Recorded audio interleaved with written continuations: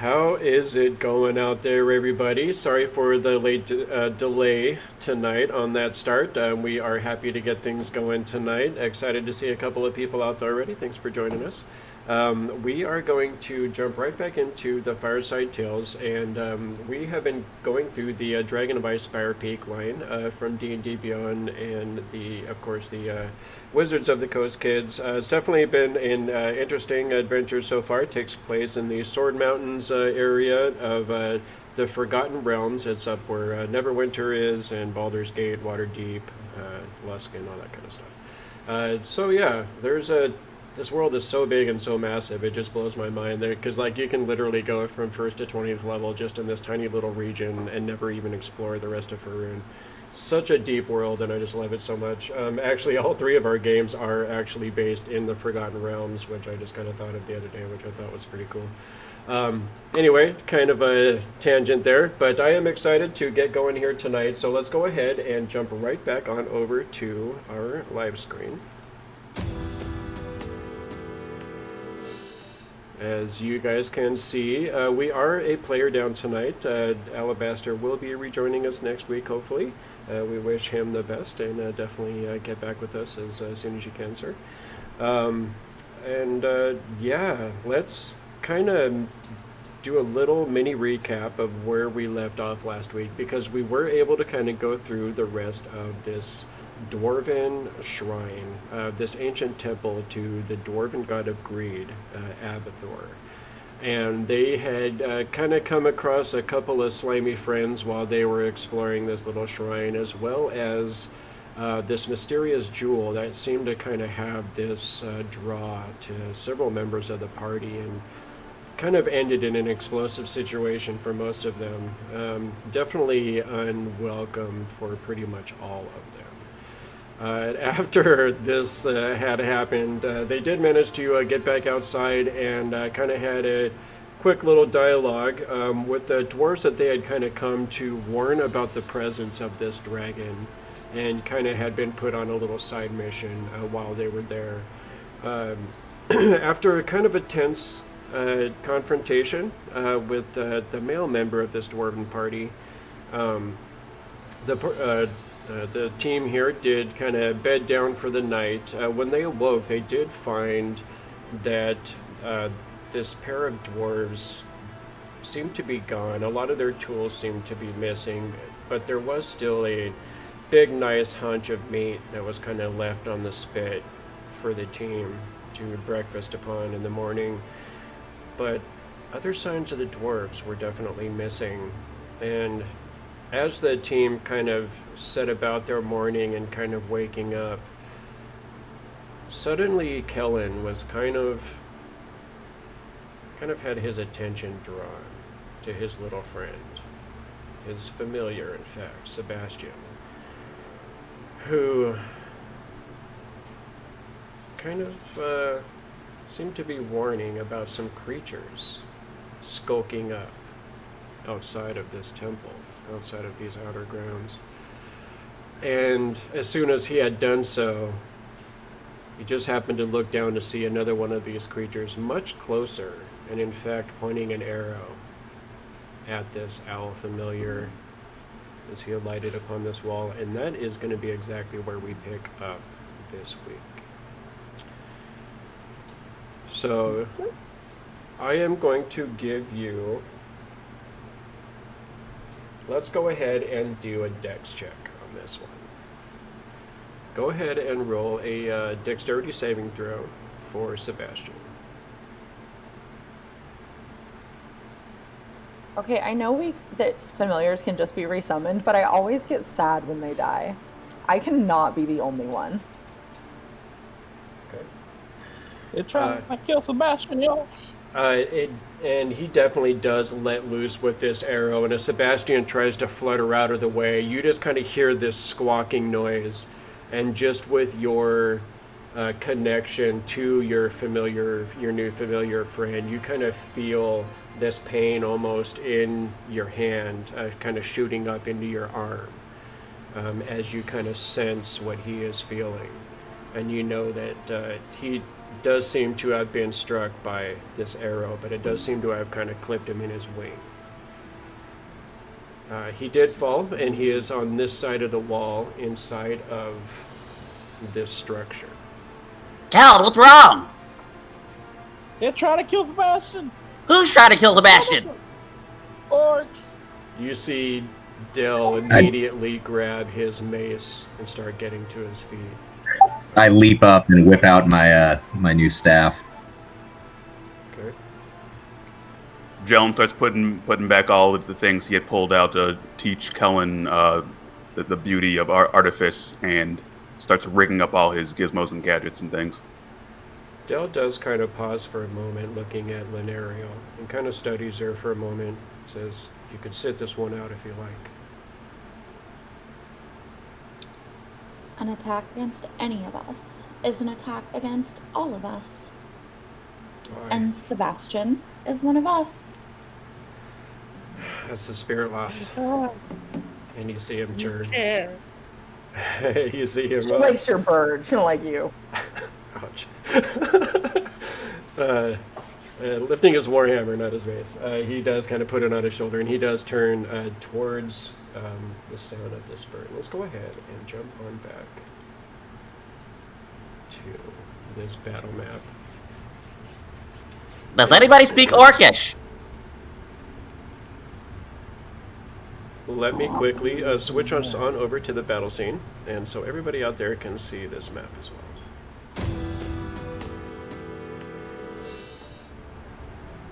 Alright, welcome back. So this is where our party has found themselves, kind of outside of this dwarven shrine, and as you can see, there are a bunch of bad guys out there that seem to have ill intent, because they just shot this guy's bird. So, what would you guys like to do? Can I make a perception check or something to see if I see any front scouts or anyone incoming? Sure. You might hear or see something. Anybody else that wants to try and roll perception from where you are may do so.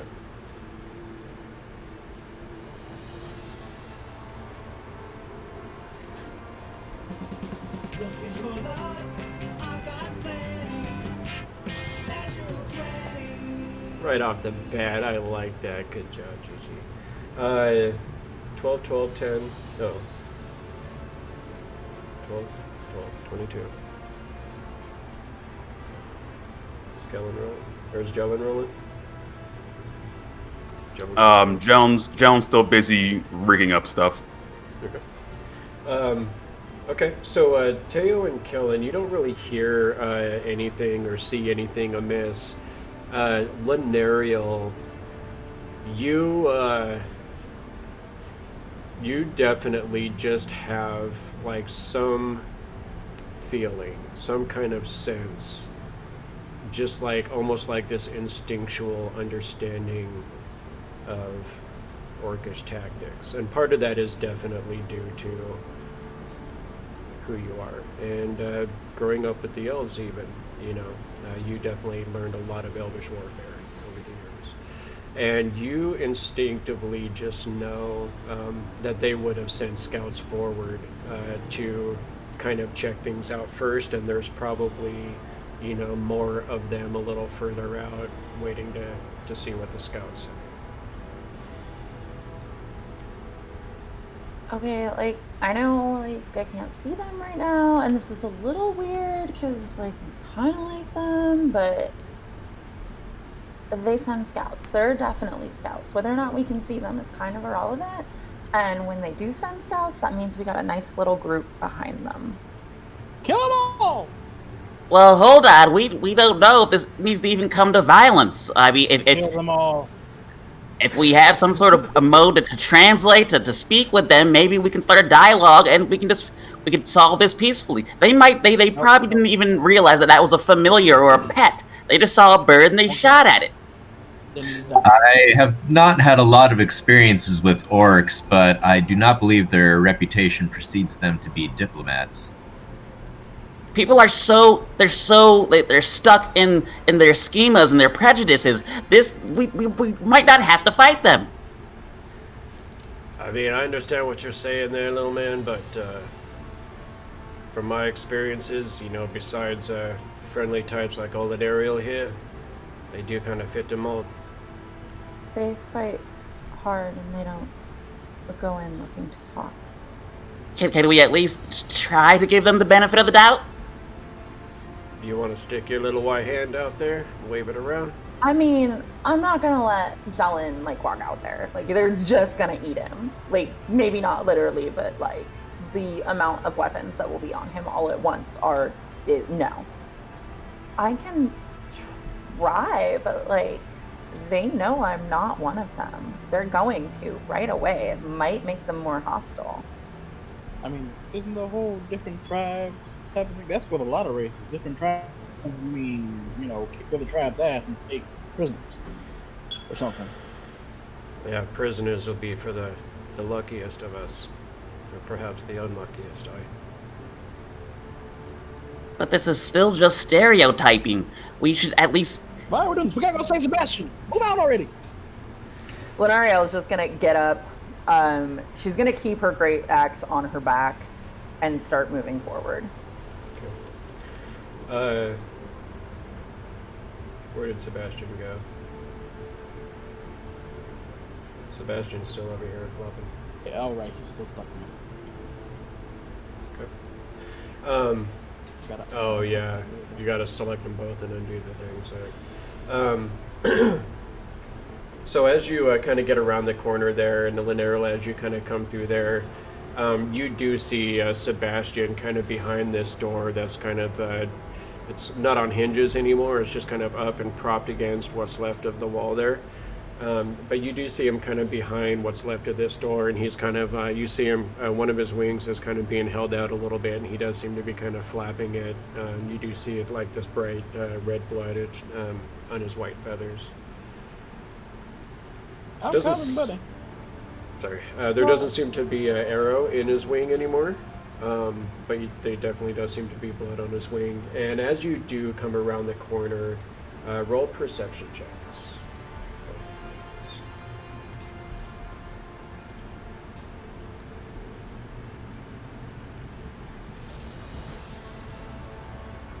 Again, Lenariel.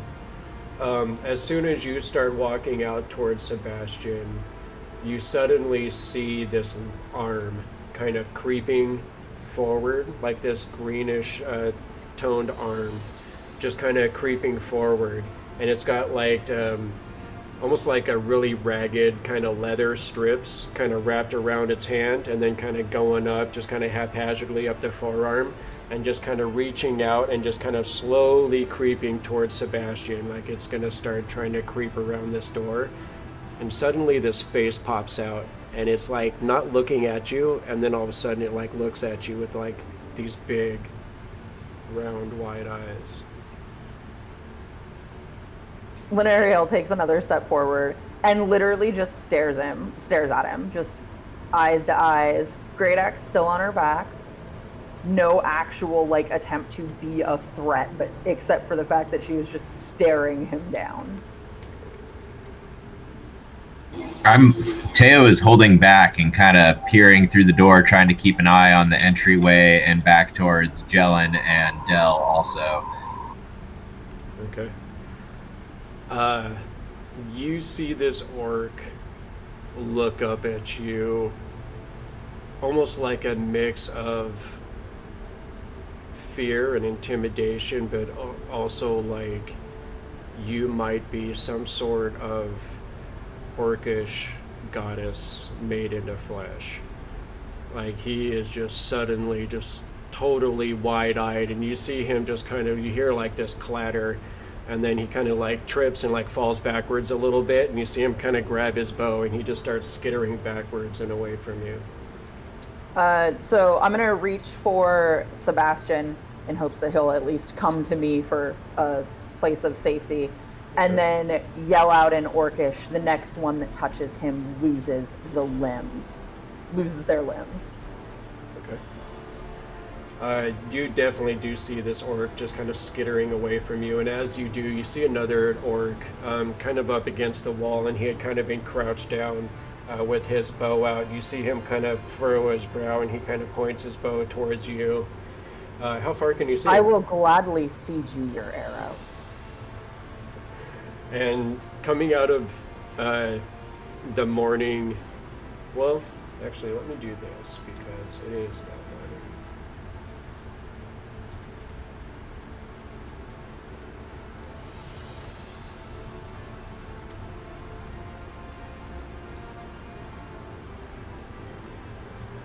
Sorry, it's going to reload the map real quick for you. You should be able to see more now.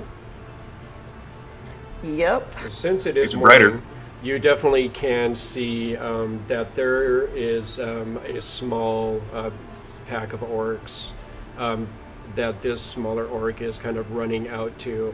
And you see one of them definitely seems to be what you would presume to be the leader in your experience with orcs. You see that he has kind of like this war helm with got these big horns coming out the side of it, and he's got this like metallic face mask that comes down over his orcish face.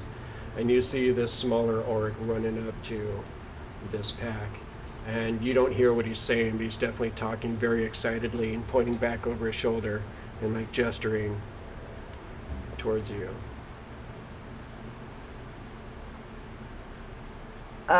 She is gonna turn her head back to everybody and just be like, okay, so like there's like 6 or 7 of them. There's quite a few. This could get rough. Get ready. Yes, kill them all. I'm trying to stay out of sight, but creeping forward enough towards the doorway that I can kind of see what's going on.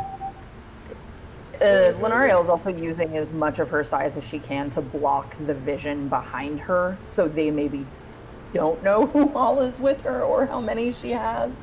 Okay. You do hear Dell kind of clanking up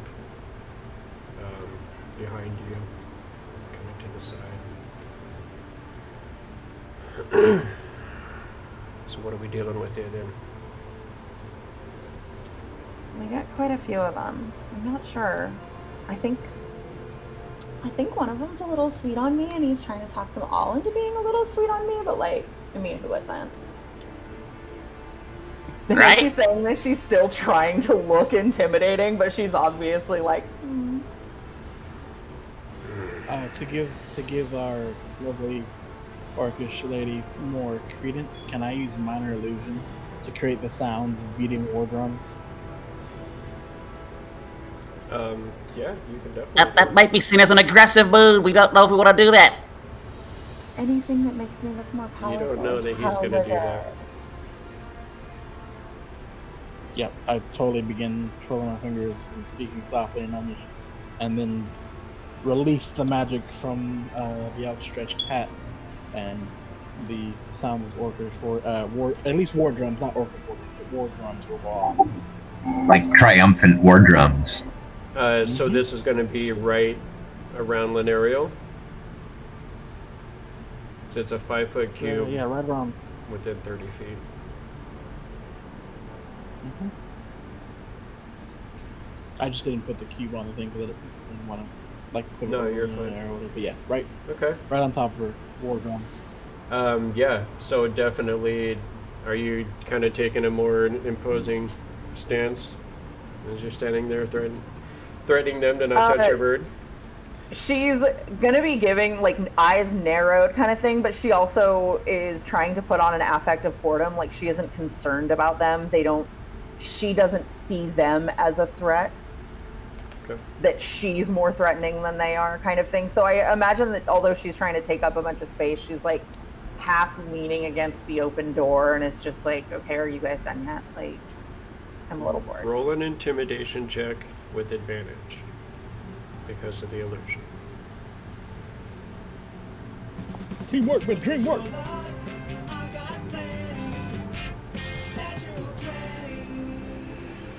Yeah.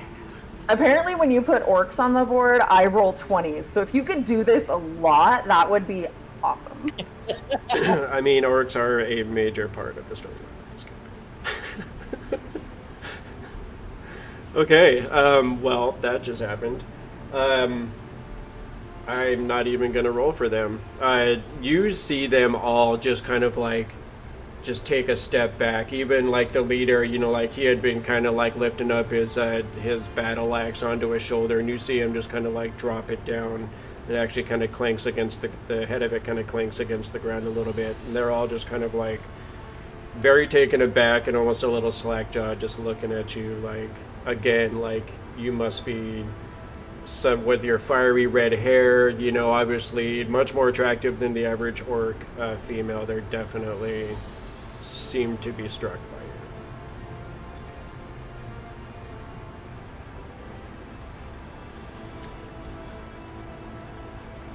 you. There's nothing here for you.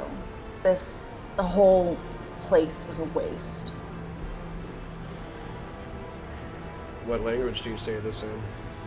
She's still speaking in Orcish, which I'm assuming is probably, given that she was raised by elves and would have learned Orcish through the battles and things like that, is probably a little bit broken.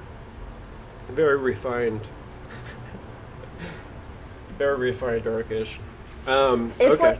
It's like Orcish with like a really bitchy elven accent, so probably not exactly what they're used to hearing. Which she's kind of hoping will work to her advantage if they're so impressed by her already. Okay.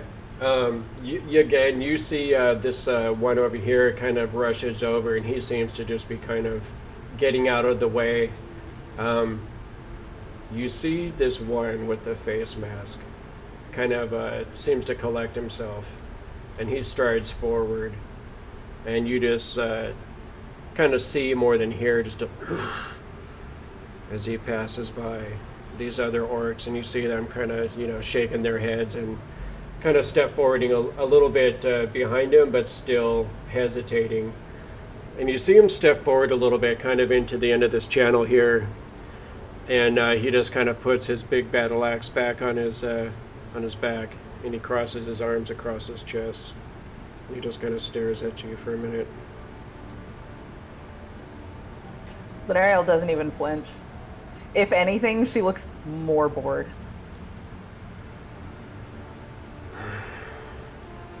What tribe?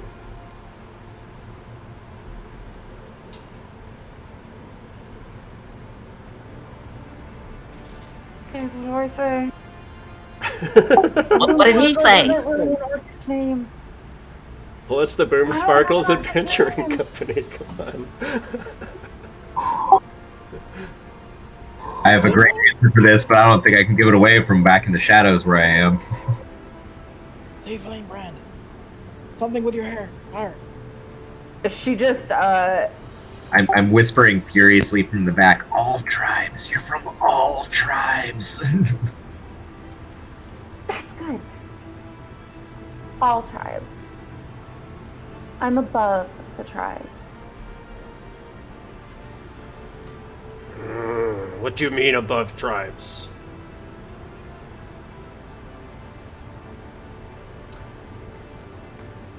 Can Jellen roll out a pair of ball bearings that make the sound of a lightning and thunder? Yeah. You can definitely do that. Kellen has magical tinkering, so he's going to take a couple of ball bearings and he's going to imbue them with a non-verbal sound and just roll them at Ariel's feet. And as they crash, as the sounds like crash and crack, she's just gonna go again. All tribes. Okay, roll intimidation again with advantage. Boomsparkle brothers for the win. Team. Okay.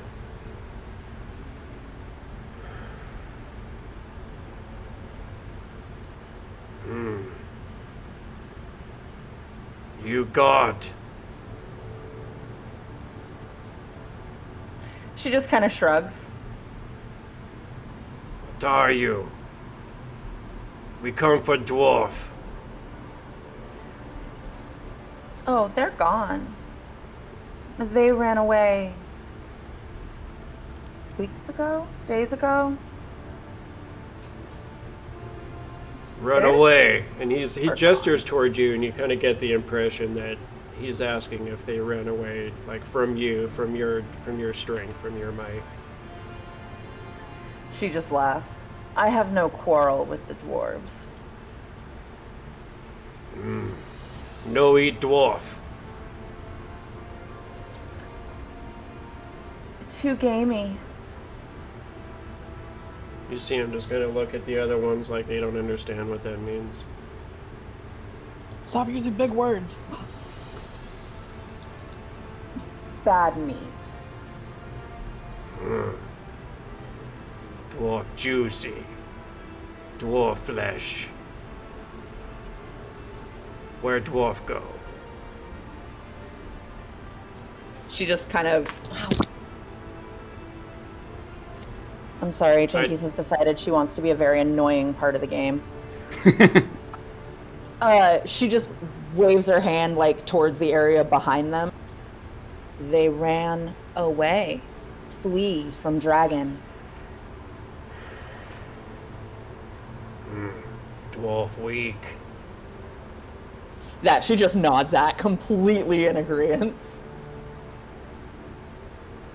Orc take dwarf home.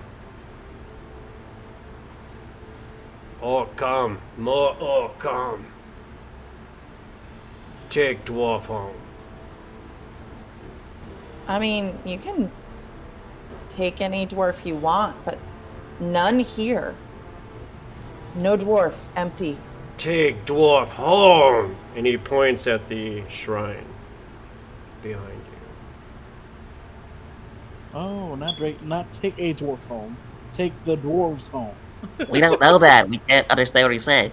I know, that was out of character. Guys, they want to take this place over, and I don't know how to get you out of here without them seeing you. Because if they see you, they're super gonna attack. Already taken our home, not theirs. Our home. Can we? Occupado. Yeah, I can't. I kind of told them all the dwarves are gone. Exactly. Like, it was just like really ugly, but like I told them all everything was gone, that it was empty here. Say it's your sacred home. Say it's your sacred home. Say it's your sacred home. But he already knows it's a dwarf home, so okay. That's why the dwarves fled from her, right? Right? Now she's an intimidating orc goddess. Yeah, you're pretty far back there, Teo. I'm gonna have to have Lenario roll a perception check on that one. I'm more whispering at Kellen at this point because he's a lot, or at Jellen since he's a lot closer to me. I'm totally relaying what he's saying forward. Oh man. Is this short enough to not engage in telephone? She can misinterpret what I'm saying.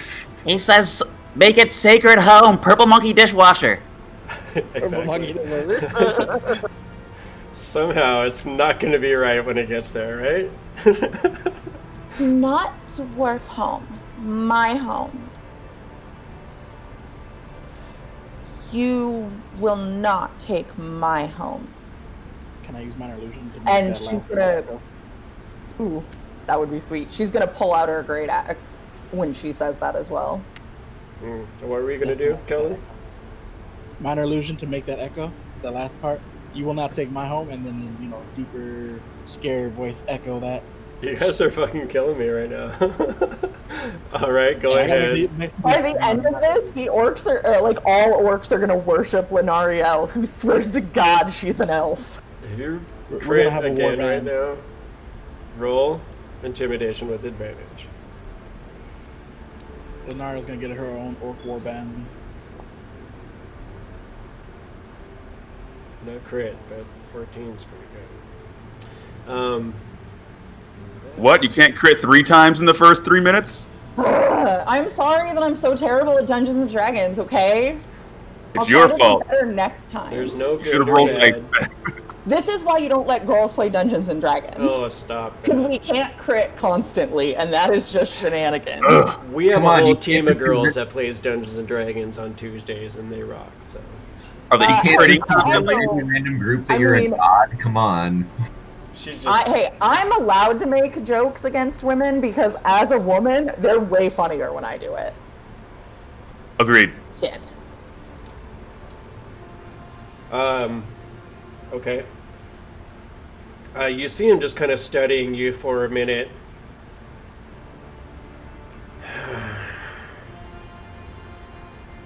We're trying. Sure, tribe hey, if powerful. Kellen, can you minor illusion my skin to look the same greenish gray as Lenariel's? That's too much.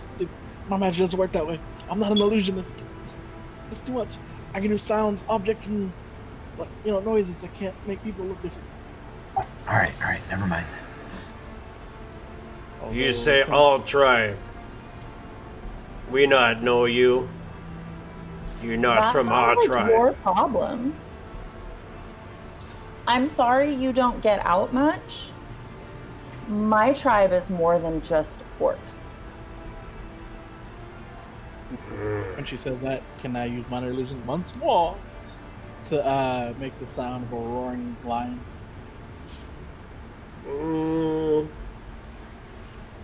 Hey, I'm keeping in within my turns here. When he does that, I also want to roll out a couple more ball bearings to make the sound of. We heard what Cryovane sounded like, right? It's true. We totally did. So I'm going to go ahead and roll out. Actually, I'll roll out 4 more ball bearings, overwriting the original 2, just to maximize the effect of Dragon Roar. Yeah, I mean, it's not going to be that loud, though, is the thing. I mean, Well, there will be, I mean, there's an audible element to it, but it's not going to sound like a dragon roar. This is why I stuck with a lion. Okay, I'll do lions too. It's just a group of lion roars. Okay. Let's say. I'll let you guys do this. Go ahead and roll. There needs to be a roll here to see if you can help her this time. Wait, Jellen, do you still have the pyrotechnic swan? No, I gave it to the coward. God damn it! Fire would be really helpful right now. I thought. Yeah, you're right. Let's say I'll make it easy on you. Even let's say Arcana, from both of you guys. What is? Let's see. What did you roll for intimidation? 14? Oh, I'm gonna have you roll another one.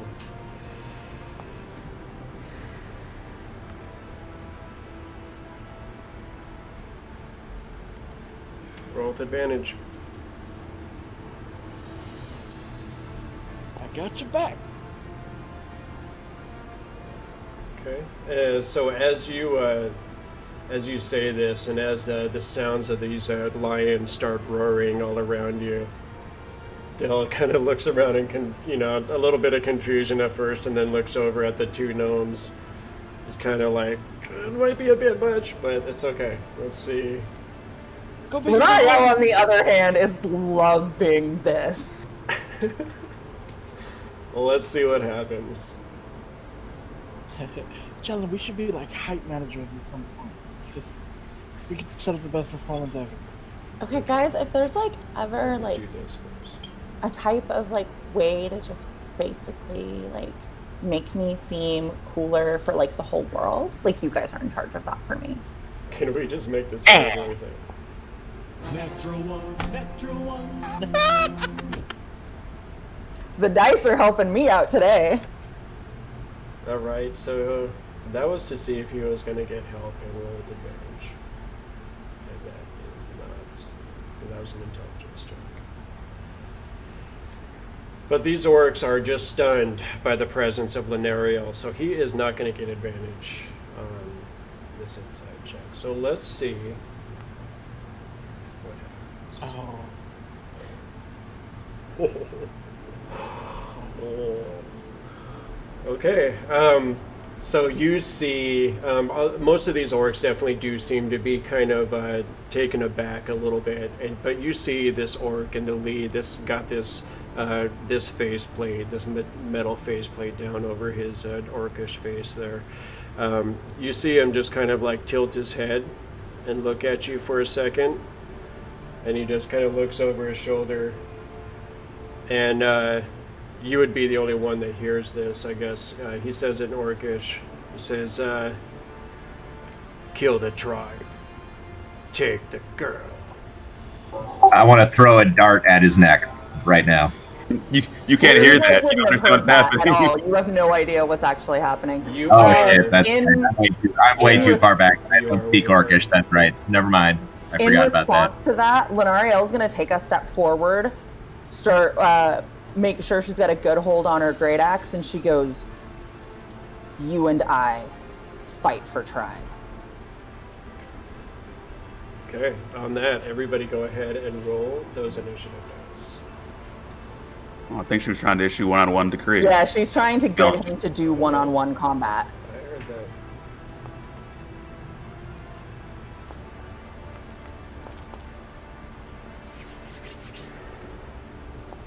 See, we're in the initiative just in case he doesn't do one-on-one combat.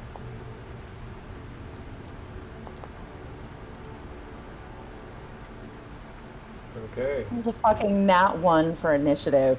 That's the evening out of all my 20s. You're right about that. There must be balance! That's the running joke in my other game with my other friend, because he literally is like the epitome of balance.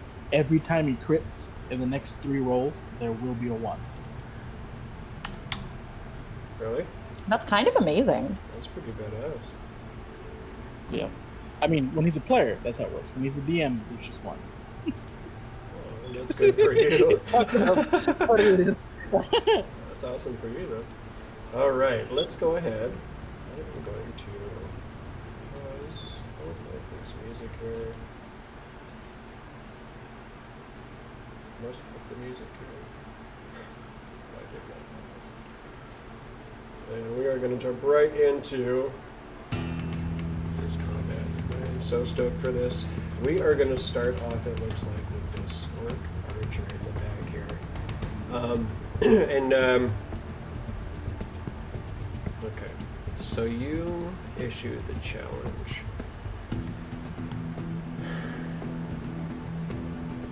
Okay. You see this orc warrior just kind of studies you for a minute. He just challenge accepted, and he just kind of as he lifts his battle axe up in the air. And this orc archer, on that note, decides to 30. You see him kind of run over behind this orc warrior, and he seems to be kind of looking past you and through this doorway, and he kind of just takes a knee, and he's holding his bow out. Seems to be waiting for any of your tribe members that might want to come running through there. Which brings us to Teo.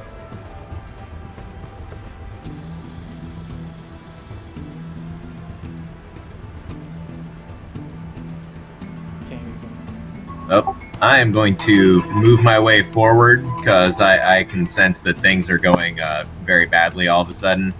And I think I'm a little too far away. I mean, on the map at least, I'm more than my movement speed. Am I close enough to run forward and get him, or do you want me to? You got to move to your max and see what you can see. All right.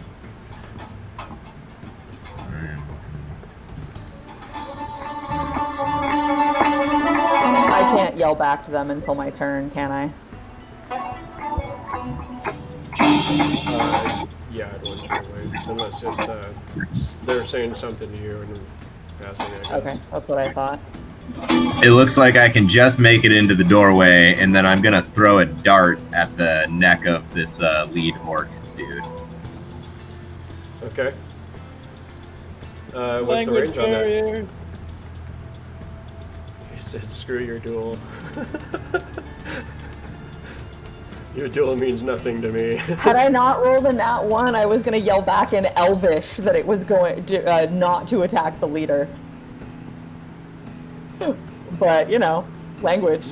We're talking in orc, and that looks like what Teo would do. I'm for it. Yep. That's what you learn in D&D.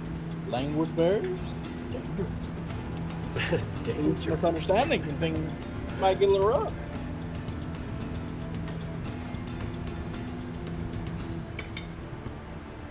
All right. So that's over 20 feet, yeah?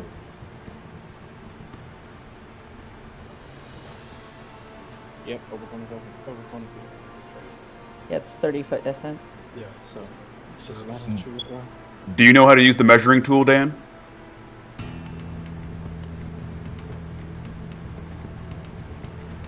Is that the low row? That's Oh, yeah. disadvantage. Yeah, it's disadvantage. You got that big +5 to hit, buddy. All right, and you were aiming at the lead guy with the face mask? I was. Okay. That is, your aim is good as you throw it to him, but as it hits him, it just kind of plinks off of this armor that he's wearing, kind of just plinks off of him and bounces to the ground, and he kind of looks at that, and he looks back at you, Teo, and he says, "Not orc!" And you see all of these orcs immediately look much more hostile and much more aggressive. I mean, come on, a bald elf just came out and hugged the thing. Like, are we surprised?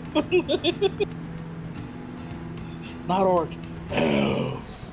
Kill!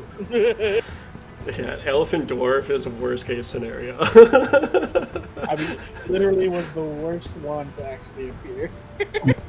That's why I had been hidden until then. I thought things were going south. I was pretty far back. I couldn't really tell. I mean, you're not wrong.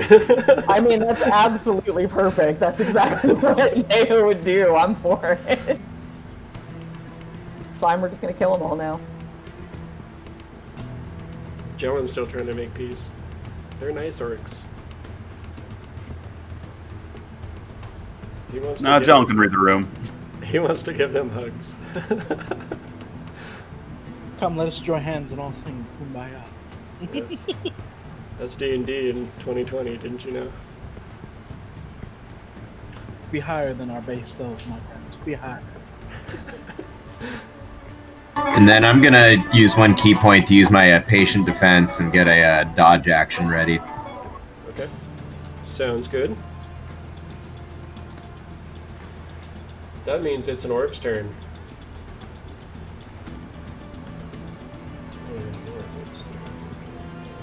30 feet, huh? 20, 25, 30. You see this orc rush up to here.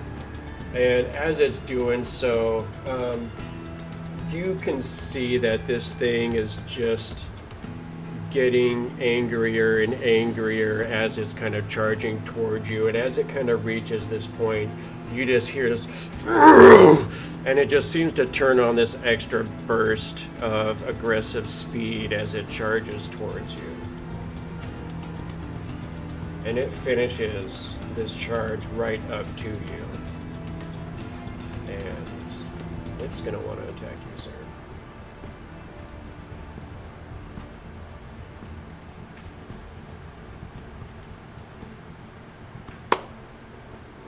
Hmm. 12 hit? I'm guessing that does not hit. You are correct. That does not hit. Okay. So he definitely does just rush right up on you with this aggressive rush at you, and does take this swing at you, but sadly misses. Probably only sad for me, but that's okay. Because this orc wants to try too. And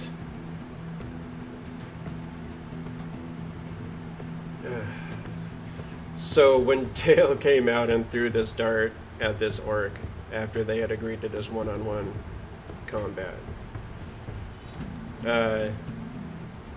These orcs are gonna pretty much consider that was just nullified. So this orc is going to also aggressively rush. 30, 35, right up to you, Linearial, and you see this hulking behemoth rushing up at you with this axe as well.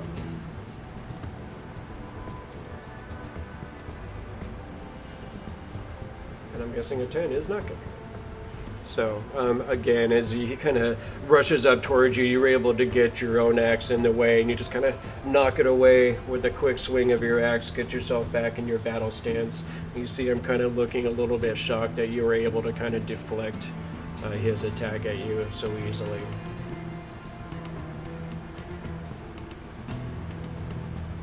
That is going to bring us to Mr. Jellen.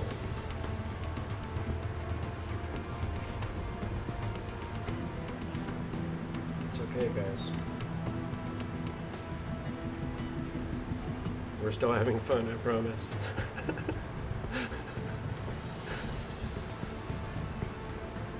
Jellen rolls out of cover I guess shit's popping off. and Right you are, my brother. Right you are. Kill them. Kill them all. Kill them all. You get your wish, Kellen. I mean, they shot his bird. Just throw that out there. Someone shot my pet. I'd want to kill them all too. You don't just shoot a knighted bird. Knighted. It was noble, you sons of bitches. Noble. It's true. Don't talk about him in the past tense. He's still alive. He is noble. Ouch. Jellen just takes a shot at this orc that is attacking Teo. Okay, what are you shooting him with? A light crossbow, the enhanced crossbow. Repeating. Okay. I am going to say he's going to have a little bit of cover from Teo being in the way there.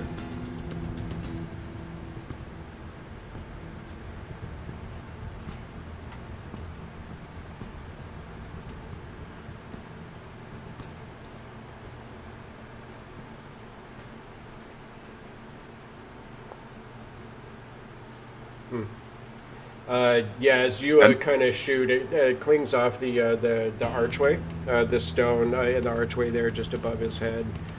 He kind of, just instinctively kind of dodges away from it, but he does kind of look over Teo's shoulder and sees you back there with your crossbow pointed in his direction. Nuts. And then he rolls back into cover. Okay. Alabaster. Wow. Should we have the crossbow expert here?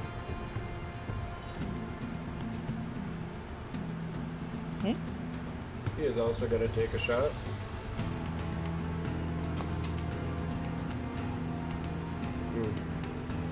He is going to miss.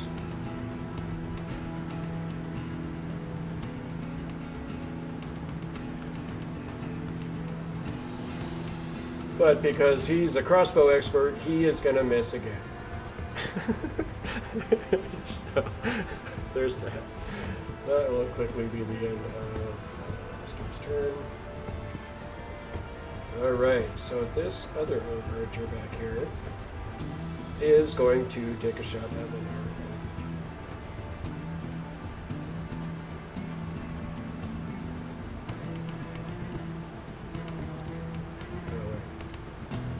I'm on the wrong screen. Aha! I meant to press that so many times. And as an arrow just kind of sails over your shoulder, not even really coming close to hitting you at all.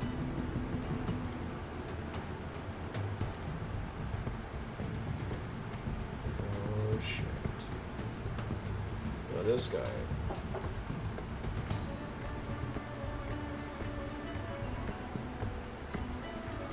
This guy is not someone you want to invite to your dinner party. I mean, I can't imagine if they eat dwarves, I want any of them at my dinner parties, but maybe my dinner parties just aren't as awesome as yours.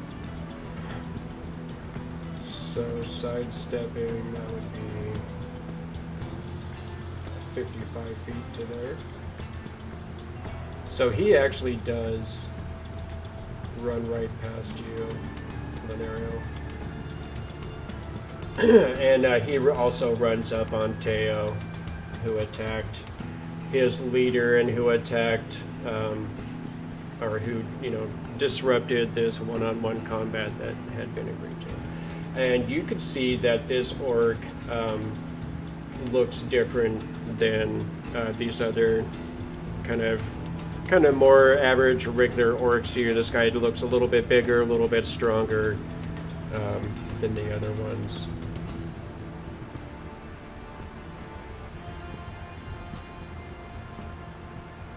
And he also is wearing some nice half-plate armor. A 10, I am guessing, is not going to hit you. Correct. Okay. And he does not. Teo's dodging left and right from these orc swings coming out at him. Yeah, these guys are just running up at you, and you are just kind of like relying on your dexterity and your quick half-elven reflexes to keep you safe up until now. I actually didn't move my feet at all. As the guy on my left came running up, it seemed like he chopped his axe into the doorway on my left, and the other guy just leaned the other way, and then he chopped his axe right next to me. So you're just upper body movement, getting out of the way. I like it.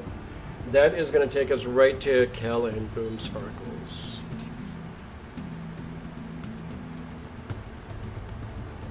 Gonna move here.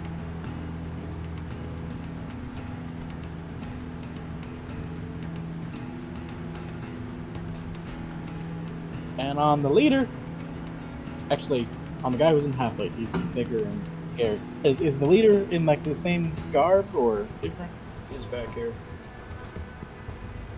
Back there. Yep. Let's go back there. So yeah, on the half plate guy. Okay. Throw down my book and scream out for Sebastian.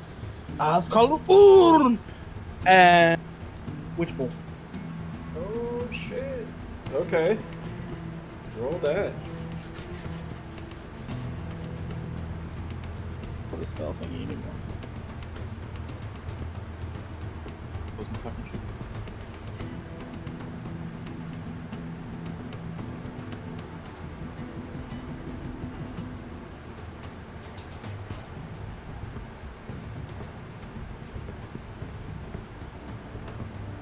$14?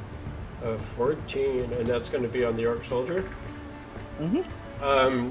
The witch bolt does kind of race across this plate armor, but you could see it just kind of leaves a scorch mark across his chest and then kind of trails off his shoulder without finding a connection. Then call to Sebastian. Sebastian, are you alright? You need supply? What's going on? You alive there? I'll be right as rain, sir. I'm not sure I'll be flying today, though. Right. Use the rest of them to move about 15 feet, I think. Perhaps if someone had some healing or something. So I'll use the last 10 feet of my movement to get over to Sebastian and scoop him up. Okay. Over here. Just Sebastian. Scoop him up. That's all my movement and my action, so I'm done. Okay. Go ahead and roll a insight check. Okay.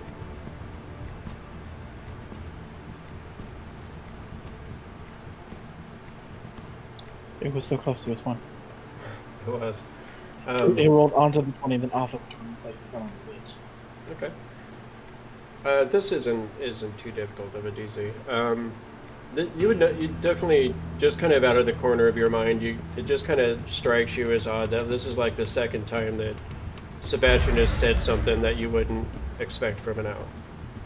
Mm-hmm. But it's like I see that in the back of my mind, just like, he's hurt. Yeah, and you're definitely kind of distracted, obviously. I'm also just to say it, I'm also very surprised that he's still alive. Because I know from my own studies that familiars don't exactly have high vitality. Normally, sort of any attack ends them, so I'm very surprised. But yeah, that's my turn. Okay. Oof. That Orc Warrior's turn. Man, you guys are really feeling this breach right here, aren't you? Okay, well, this guy is also going to engage you. Let's see.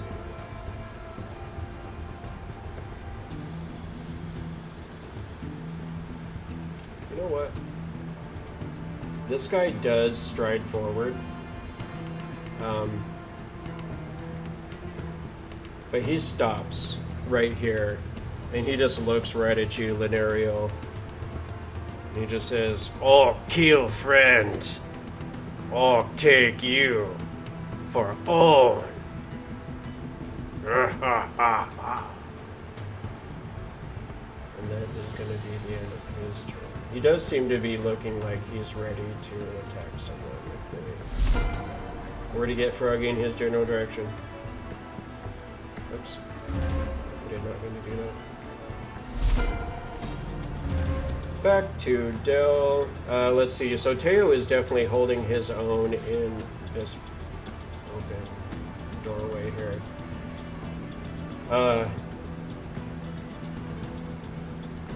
If only Del could get through there.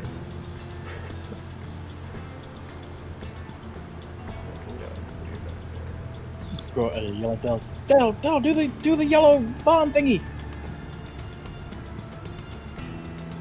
The yellow bomb thingy?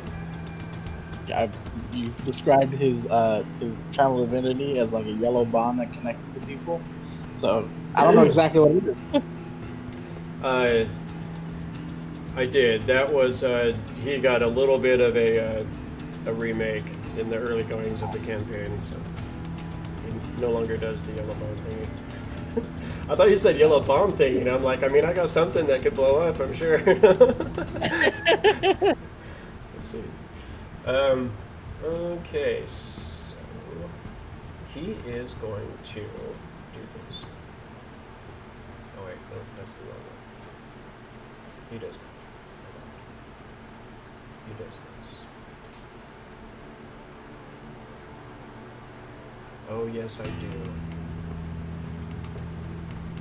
Somehow his rest didn't take. He is going to use that Shield of Faith, and suddenly, Linerio, as you're kind of facing off with these orcs, you just see this kind of this radiance about yourself, and again, you see the orcs kind of like look at you like perhaps maybe they've been mistaken in attacking you.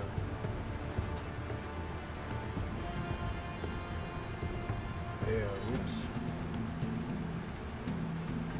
let's see.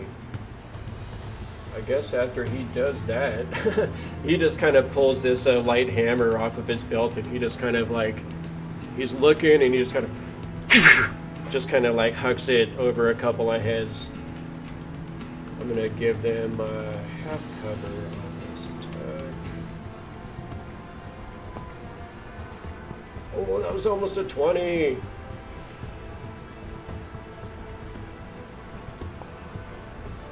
Right, damage has been done. So you see this orc warrior as he was kind of taunting you and talking about killing your friends. You suddenly see this radiance kind of just come over you, and all of a sudden you see this hammer just come flying out from nowhere, and it just bangs right off of his faceplate. And you see this orc just kind of rock backwards, and he like pulls his head back forward, and you just see this orcish blood just kind of dripping down from underneath his faceplate now.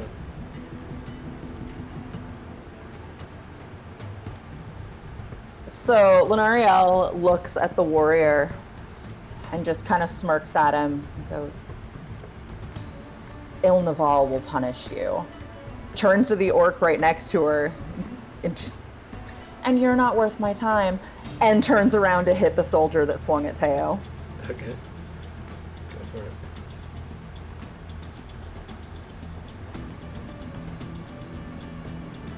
With that +1 pink. Fuck! Oh, it was almost a 20! Okay. The 14, however, is not going to quite be enough. You are able to kind of spin around and get your battle axe up, but just the angle of it kind of deflects off again this this plate armor that this orc is wearing. Okay. Let's see. This archer is going to take a shot at Teo, but it is going to be with half cover. You are kind of hidden by this big burly orc in front of you, kind of partially blocking you as well as you're in the doorway. So give you a little bit of an advantage for that. I also have my patient defense still saved up. Hasn't gone around. Oh, yeah. Yeah, let me roll that again then. No. Oof. We'll take the 18, right? Yeah, yes, please. Yeah, can we stop literally trying to kill Teo? I don't know if it gives you disadvantage. I think it just gives me advantage on my saving dex throw. No, it gives them disadvantage against you when you take the dodge action. Yeah. All attacks against you until your next turn have disadvantage. But Which is it also does awesome. give you disadvantage. It also does give you advantage if you suffer a dexterity save. Yes. Just both. Also, your new nickname is Crit. Is what? Crit bait. Crit bait, yeah. Oh shit. Yeah, no kidding, right? Just dodge every round and taunt everyone, you know? This is. So, we're going to go with that 18 to hit. But you are going to have +2 to your AC because of the half cover. Does an 18 hit that? Just barely. Just barely is enough for me, sir. Oh, and he maxed damage for 11 points as this arrow just kind of flies out and just plunges right into your upper chest, kind of over by your shoulder. As you're kind of dodging and weaving, it's just not quite enough as it plunges into you. A solid hit. Deflect missiles? Is that a thing yet? Not this early. One more level. Gotcha. Level 3. You guys deflect missiles at 3? Yeah, it's 3. I was thinking you guys are 3rd level. Freaking monks get so ridiculous so early. Yeah. Helps balance our lack of any sort of armor. That's true. Okay. That is going to be the end of that orc archer's turn. He's not moving any closer to any of this. Which is going to bring us right to Teo. I am going to swing at the burlier orc on my right. Or wait, can I step forward first? Can I move and then attack?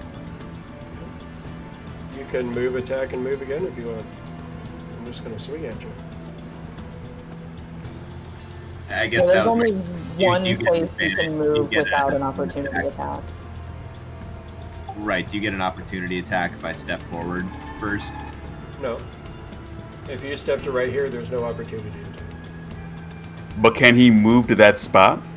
Is he blocked by the two intersecting on the line there? No, I'd allow diagonal movement. The only reason That's I not- didn't do it with Dell is because Teo was in the way. So yeah, I want to step between them, so I'm kind of back to back, side to side with Lunario, and I'm gonna take a swing with my pulla collapsing down at its 1 foot length, trying to crack the head of the burlier orc. Why don't you actually, just to make it a little more balanced, why don't you go ahead and roll an athletics or acrobatics to get to that spot? Just because you do have to push past a couple of orcs to get there.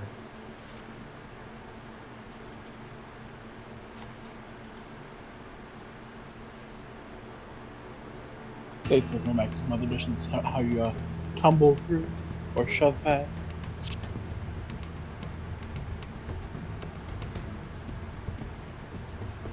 Okay, I'll say that's good enough. You're just stepping 5 feet, so you just kind of are able to dodge your way through there. They do kind of bump up against you, kind of jostle you on the way through, but you're able to kind of get through there. And what were you gonna do? Second hit with the pole one, with the pole. Okay.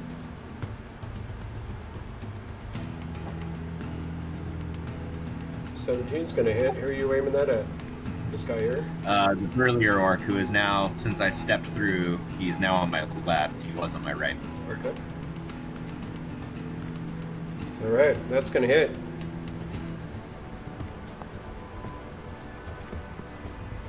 With more points. And then I'm going to use my bonus action to take an unarmed strike at the guy to the who is now on my right. Were you going to use the versatile attack for that pole, or were you going to do it one-handed for some reason? Well, it's down at its 1 foot length because I'm in such a tight spot. Having it out at the full 10 feet doesn't seem like I could really swing it. Yeah, so it's more like an eskrima stick. Exactly. I'm kind of picturing it, like a baton almost. Yeah, that's good. Okay. Like the Daredevil baton. Okay. Did you have something else you wanted to do? He said he was going to make an unarmed strike Yeah. against the ball. Yeah, I was going to do an unarmed strike against the guy on the right. Okay, go for it. Or you know what? Actually, I'm sorry. I'm going to use, because I got walloped pretty good, I'm going to use my other key point to do another patient defense. Wise strokes, wise strokes.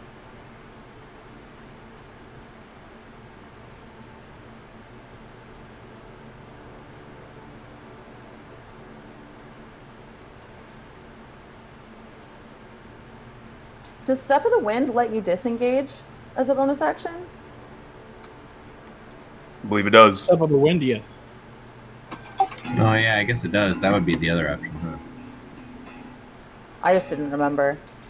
Step of the Wind, disengage one attack.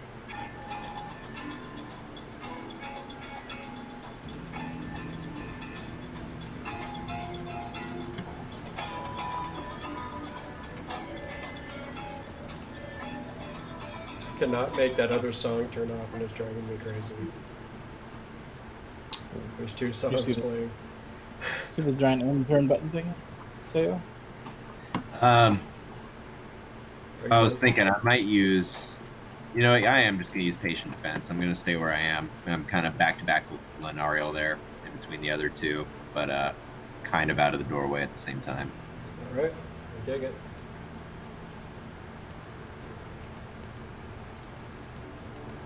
This orc is going to turn and swing right back at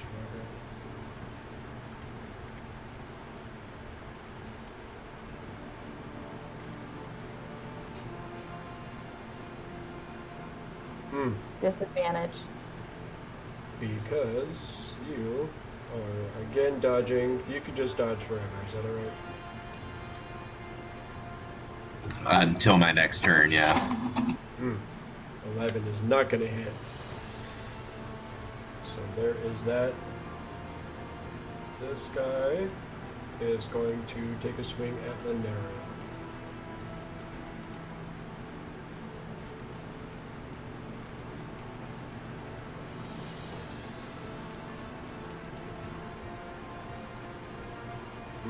I'm guessing a 21's going to hit.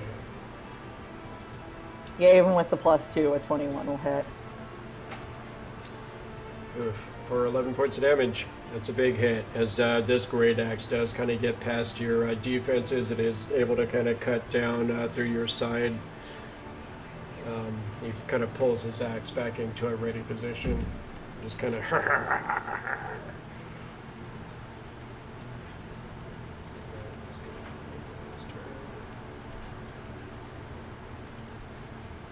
It's going to take us to Jellen. The littlest Jellen Boomsparkle. steps out of combat or out of cover.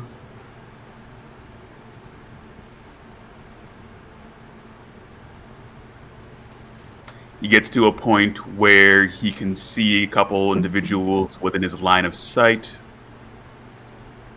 And he looks at the situation, sees everybody moving around, sees the cover going on, sees Lenariel actually taking damage.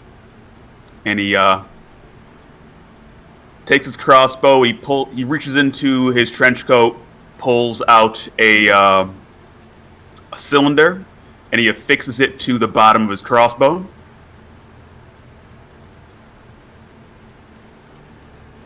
He puts a finger, measures the trajectory of the air, lines up.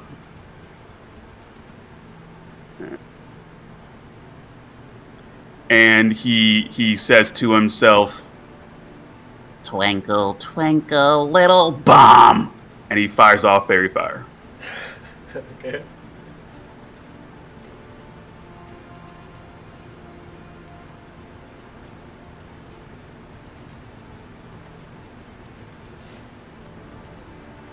Glitter bomb! Glitter bomb. Hitting the orc and the orc warrior, who must make dexterity saving throws.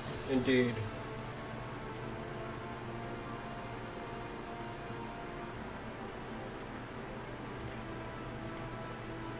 Click saving throw. Damn it, that passes.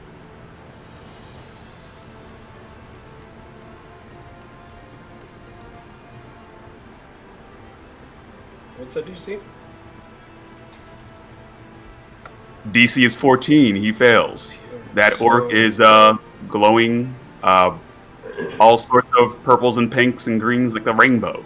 So after this orc pulls his axe out of you and he kind of mockingly laughs at you, you suddenly see him just explode with all of these motes of light in various colors. And you see him just startled, kind of looking around at himself. I'm And- cool now. Then Jellen rolls back into this cover over here. Okay. Look at Jellen. He's mad that people are picking on his Lenariel. And that is the end of his turn. Don't talk about that. All right, so let's have Alabaster pop out here. He's going to take a couple of shots at this orc soldier. Come on, Southern man, let's do this.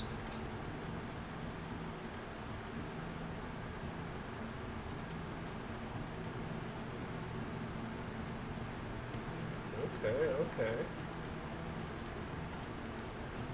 That's 2 hits for a guy.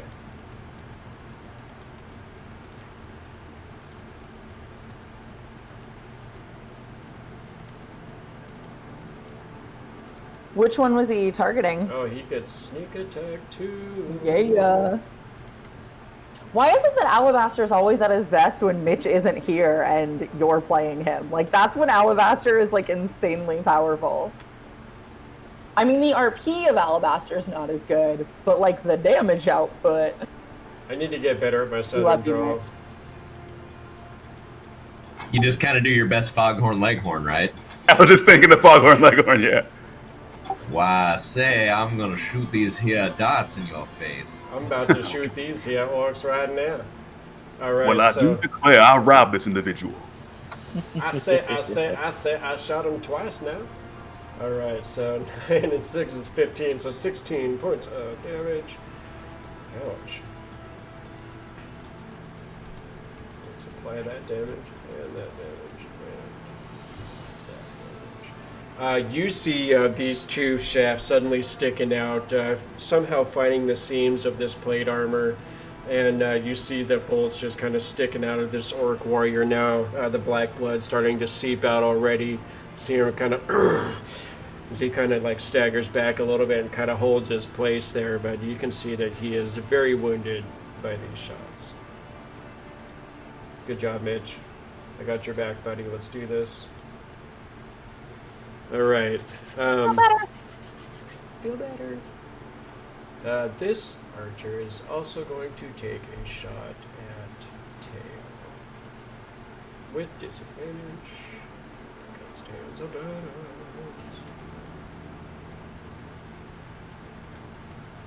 Longbow Attack disadvantage. Huzzah! 11 is not going to hit. I am sure of that. You see another arrow just kind of sail, I guess, past your front, since you're kind of back to back with Lunarial there. Dodge that shit like the Matrix. Dude. That is going to take us. Yeah, I'm gonna need confirmation that the Matrix exists in Faerun because I feel like it needs to, just so those jokes are relevant in character. Yes. This orc soldier. Yeah, it's a great scroll. I took the purple pill. Well, seeing Alabaster just filled in with a couple of arrows, he is going to step to here. Step to I here. am definitely gonna take that opportunity attack. Step to here. I'm swinging at Alabaster. Shouldn't the opportunity attack resolve first? Yeah. Anyone who would like to take an opportunity attack may do so. And if Teo wants to, he can too. Yeah, how do you take an opportunity attack? So anytime that anyone is within your melee range and they move out of your melee range... No. I just mean functionally in the fountain. Oh, you just roll a regular just attack roll an attack. I'm gonna assume that the 22 hits. 22 is going to hit.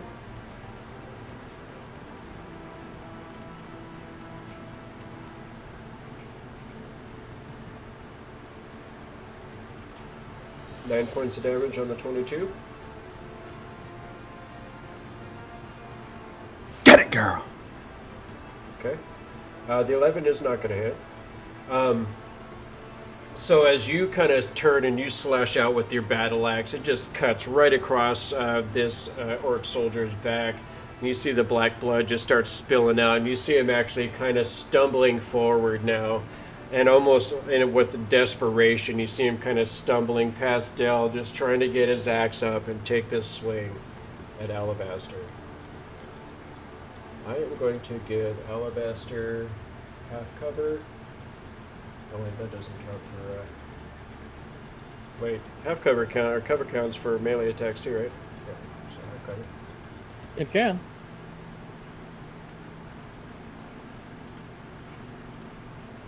Gonna get that +2. Uh-oh. But the Zork don't give a shit. He's gonna axe your homie in the face with the critical hit. Oh, that's not how the song goes. Shit. I'm sorry, I was ad-libbing there. I was freestyling a little bit. My fault. He did axe your buddy in the face, though, with his last 1 hit point desperate attempt. 1 fucking hit point. And you see him actually like falling to the ground, like as this thing hits, you see it like go down to its knees with the weight of this blow. And you see Alabaster just take this huge axe hit to the chest. You see him just fall backwards, his whole chest just immediately explode outwards in a bloody fountain.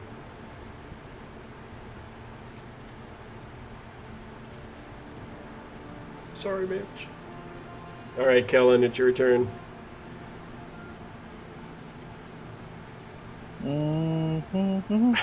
I mean, Witchy Lee thought of my ad-libbing was funny, so there's that. Yay. Gonna go ahead and pull off the hat from my head after depositing.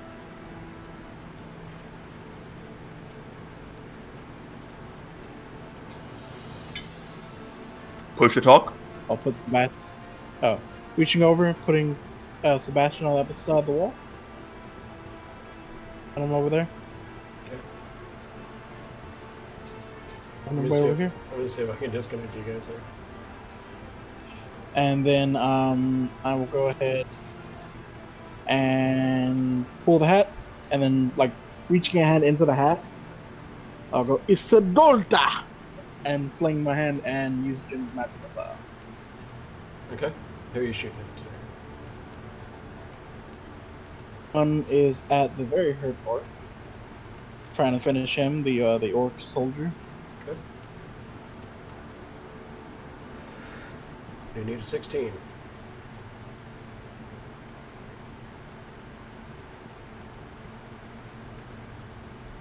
Not quite. Second one. That's gonna hit. Yeah. That's on the orc soldier as well?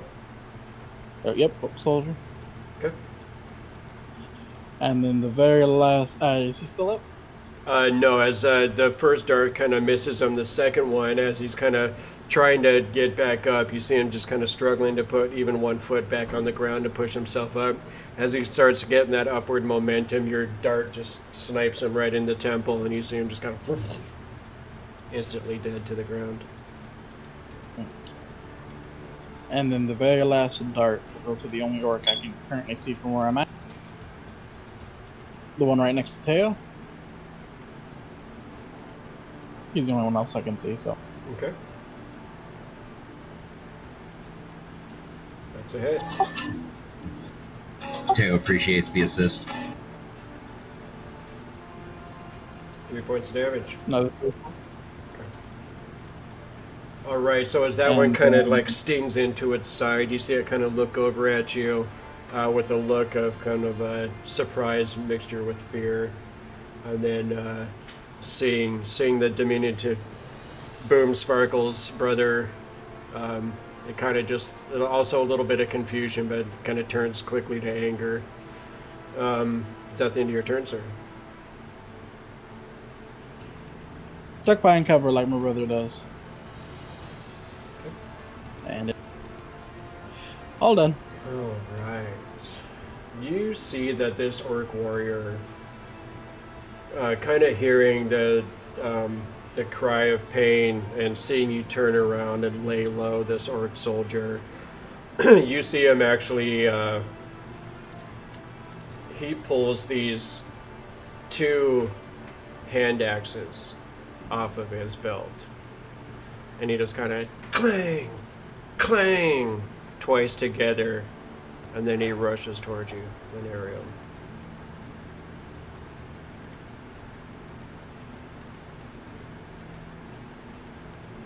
And this guy does have multi.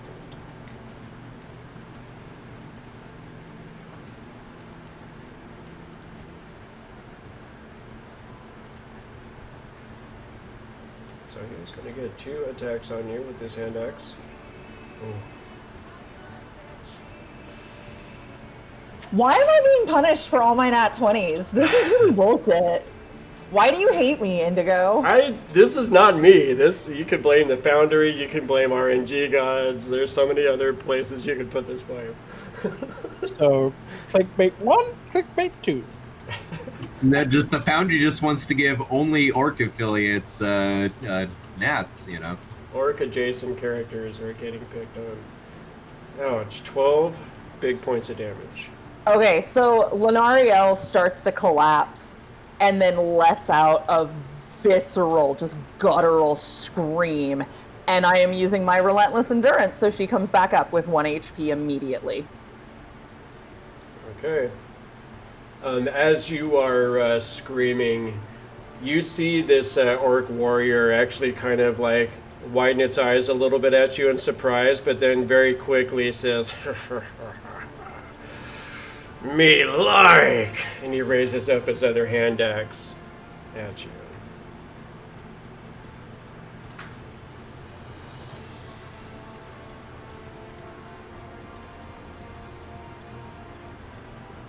Big 20. You don't even need to roll damage, she goes down. As Lenariel takes another axe and indeed does drop down to the stone. Oof. It's getting tense in here. That is going to bring us right to Dell.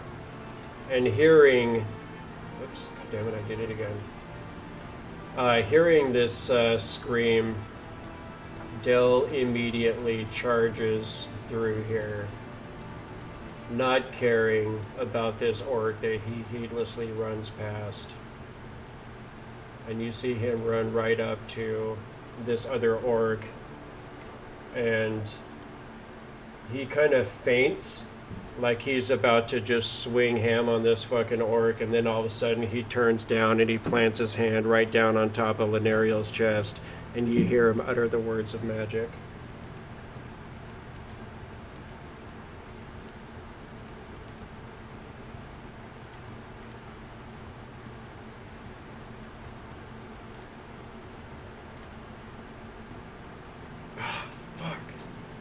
As you get 5 hit points of health back. I'm up. That's all that matters. That's true. 4 more than she needs. It's true, and actually, 1 second, because There was an opportunity attack. Sadly. there was an opportunity attack. You are right about that.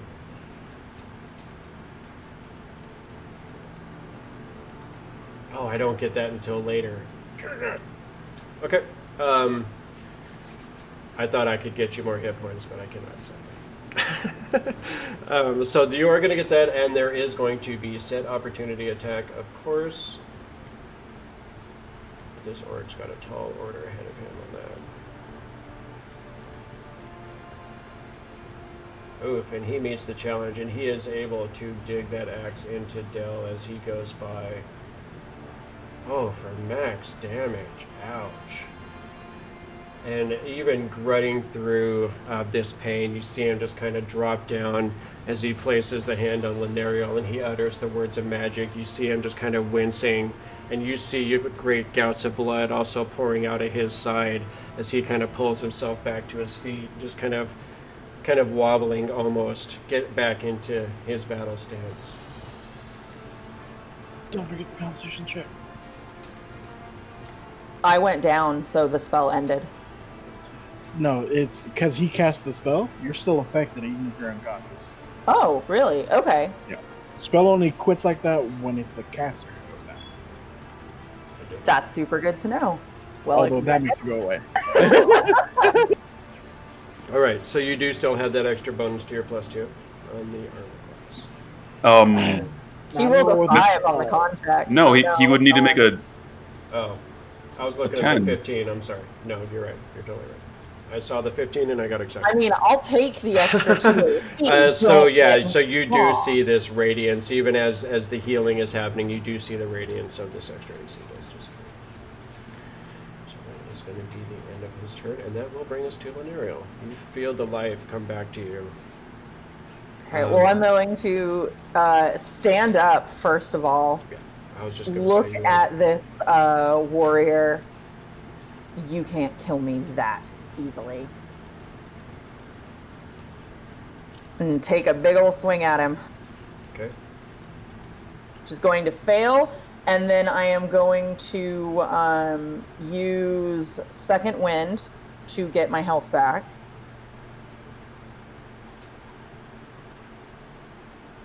Okay. Job. All right, well, there's 6 more health. And I am going to go ahead and action surge. Okay.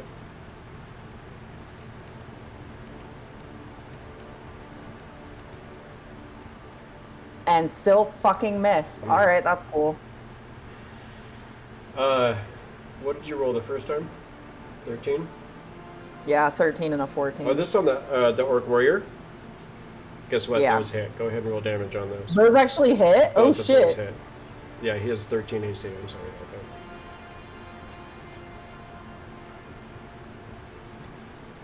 that. Cleave. Cleave again. Okay.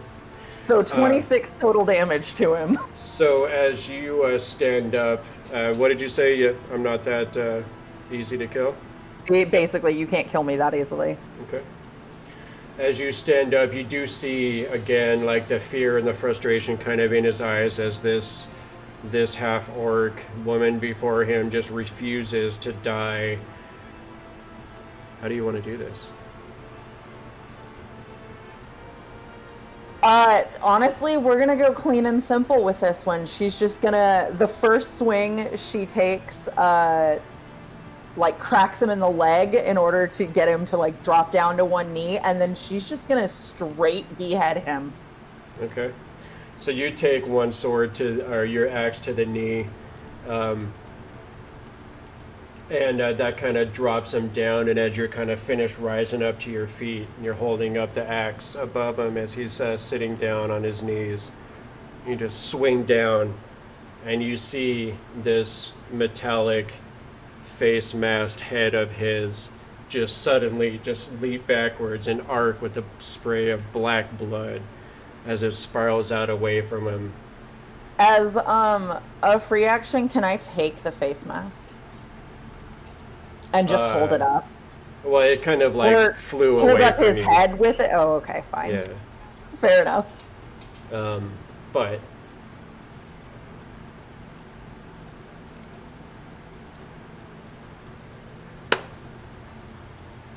you see all of these orcs immediately, eyes open wide, just start looking immediately like they want to back away and just flee as soon as their leader falls.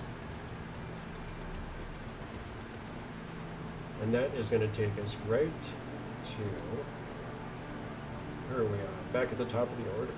Okay. Yeah, you see these this orc archer just turns and immediately flees. 5, 10, 15, 20, 25, 30, all the way off the map. You see him just kind of disappear. Teo.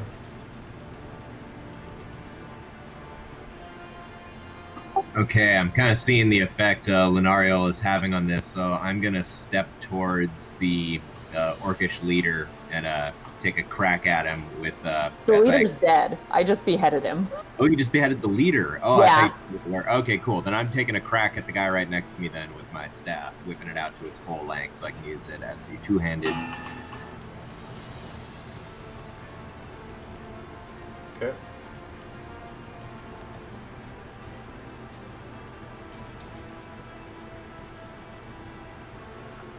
And that's going to be this guy that's standing right next to you. Correct, yes.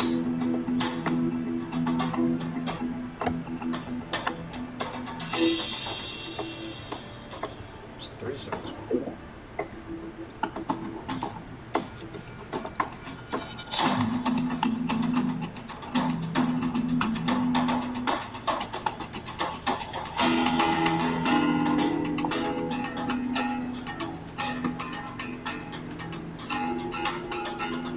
Oh, wait.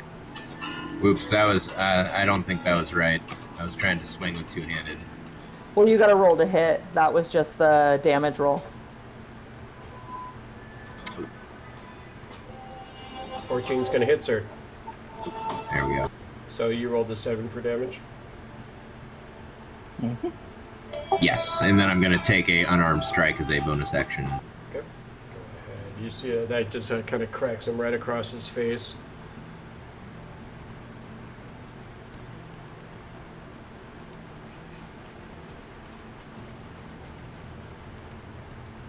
Oof. Sadly, that unarmed strike follow-up is not quite enough to hit, however. So close. Yeah, was it though? It almost rolled to the 19. It just did that little tip. I hate it when it does that. I did that on a 20 earlier. I was like, not a nat 20. All right, is that the end of your turn, sir? Oof. This orc is definitely going to retaliate before fleeing. Well, yeah, he's hurt. He's just going to attack. Oof. Big 22. I am guessing that is going to hit. For 13 points of damage. Teo goes down. Teo goes down. I think every episode so far. Not every episode. Can our tagline for the entire campaign just be "And Teo goes down"? And Teo goes down. Okay, so Teo goes down. well, on that, let's roll.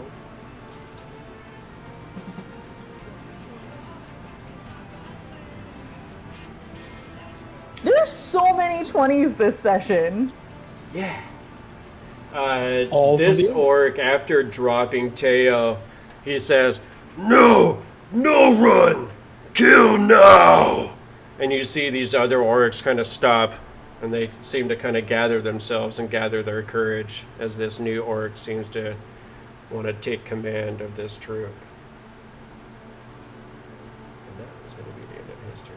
What a turn for that gentleman. All right, that is going to bring us right to this other orc, and he kind of, kind of stops himself from turning and running as well, and he kind of,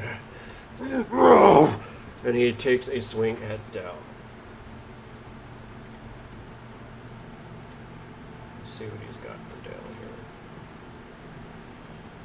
That's a big ask, buddy. See what you got. Oof, not enough. As you see, Dale is easily able to kind of get his shield in the way and just slams the great axe out of danger. Which takes us right to Mr. Jellen. Seemed for a moment like these orcs were going to break and run, but they suddenly seemed to have found their courage.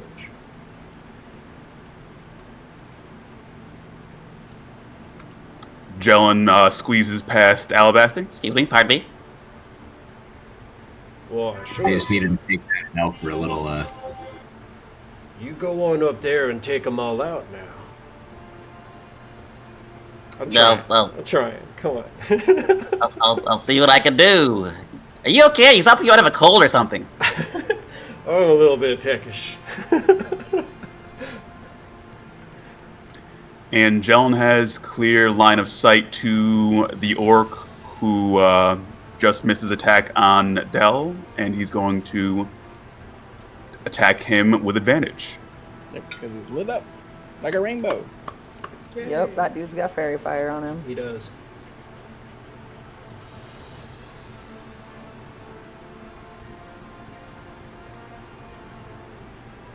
Brighter than the firework on the 4th of July. Oh, I thought that was going to be a 20. Double goddamn sevens. It was almost a 20. There's another one of those. So it's 20, 20, 27. Does 12 hit? 12 is not quite enough to hit, sir. As your arrow does kind of sail over his shoulder. How do I miss that? He's glowing! God damn it! And he, 10, 15... He's like right there! Moving through another character is difficult terrain, right? Yeah. Then Jellen's going to just step back 10 feet. Gonna hide behind the dead orc. Okay. And that's his turn. That's going to bring us right to Alabaster. He is going to take a shot at this glowing orc. He is going to get that covered. But Alabaster has advantage because he's a glowing orc right now, so let's do the damn thing. That is not what I meant to do. Damn it. Hold on, guys. I'll be right back on the player screen. Just a second. Yeah. Select character and then press buttons. Yay!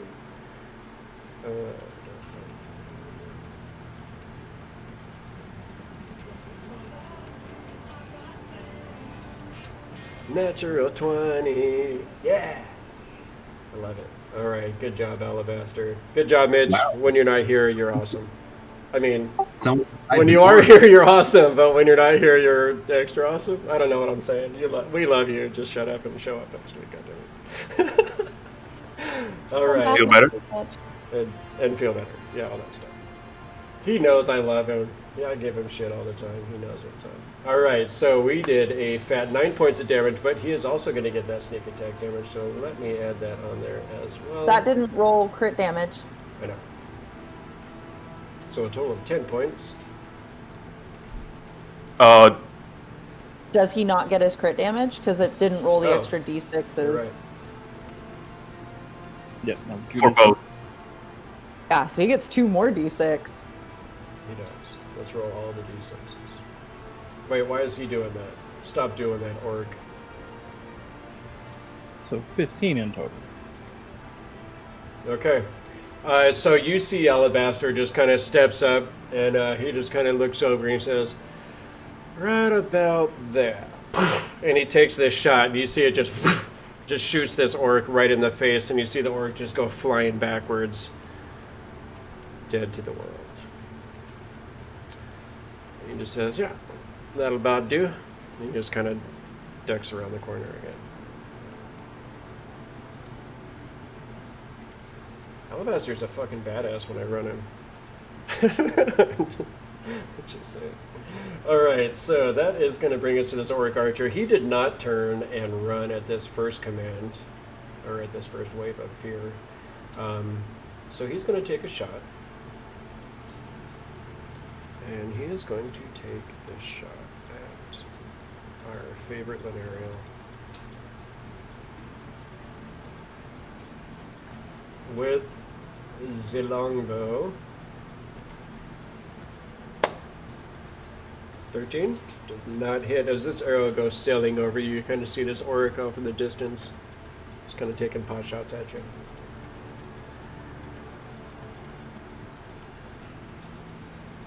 This guy's dead. Where is he dead? Which guy is that? Well, that's the Arc Soldier. Yeah, he's way dead. So that's going to bring us right to Kellen.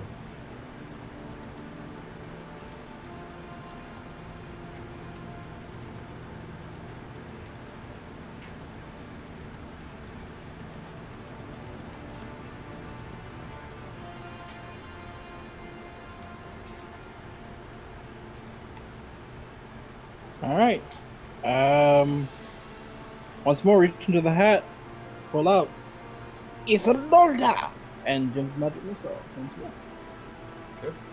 Missile goes at the orc next to tail. Okay. 13 to hit, sir. Last spell of the day. Hopefully, it does pretty good. Last spell of the day and our first thing in the morning. I mean, this is good. 15 hits. Since the 13 was the object, right? 13 was the objective there. Takes 6 force damage. 6 big points of damage. And as this bolt launches out, you see it again, just kind of snipes him right in the side of the head. You see him just kind of topple over to the side, kind of breathe out his last. And then, because the only orc I can see is this orc archer way in the back, 2 bolts come flying at him. And so I pull out, this time when I pull out the hat, instead of just one sort of singular orb that I chuck, this time it's like 2 of them in between 3 fingers, and then what? Okay. Go ahead and roll both attacks. That's a hit. And that is probably not a hit. So. That first one definitely does, though. Go ahead and roll the damage on that one. 4. 4 big points of damage. Okay. And that's the end of your turn. I'll scream out, kill them all! Fuck you guys!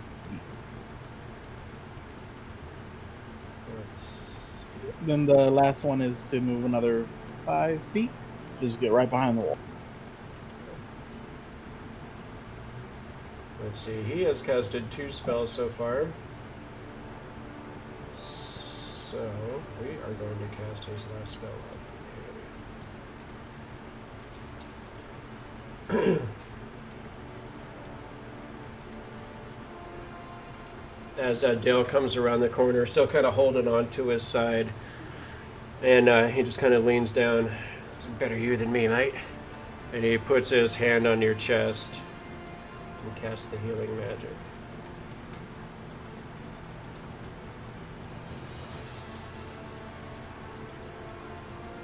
The last spell of the day.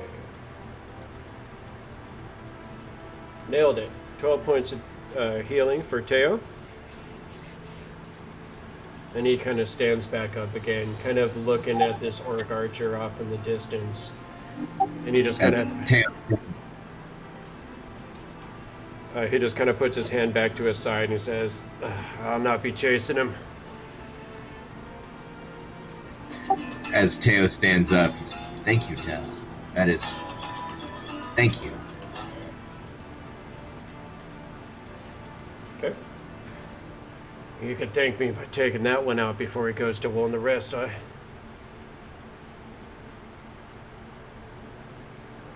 Get him! Let none of them escape! Vengeance for Sebastian! He's not So dead. Lenariel's gonna step around the body.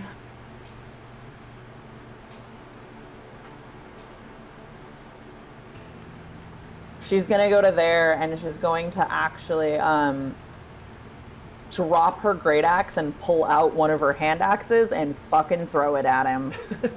Okay. You get to roll anger damage. Nice, 24. That's to hit. anger damage. That is anger hit right there. And that And big max damage. Yeah. So he takes 10 as well. is 100% anger damage. As he takes that big 10 points of damage, you see him actually kind of hits him right in the chest, and you see him just kind of fly backwards, and he actually ends up prone, and you just see this axe kind of buried into his chest. Bye, Lee. Thanks for hanging out. You see this axe in his chest, and he's just kind of like, and he's just kind of coughing and spitting up blood, laying there in the stone. And at that, we are going to end combat. All right. First off, I'm gonna go running towards this last orc because Teo's kind of pissed at this point. Okay. This last orc didn't die, right?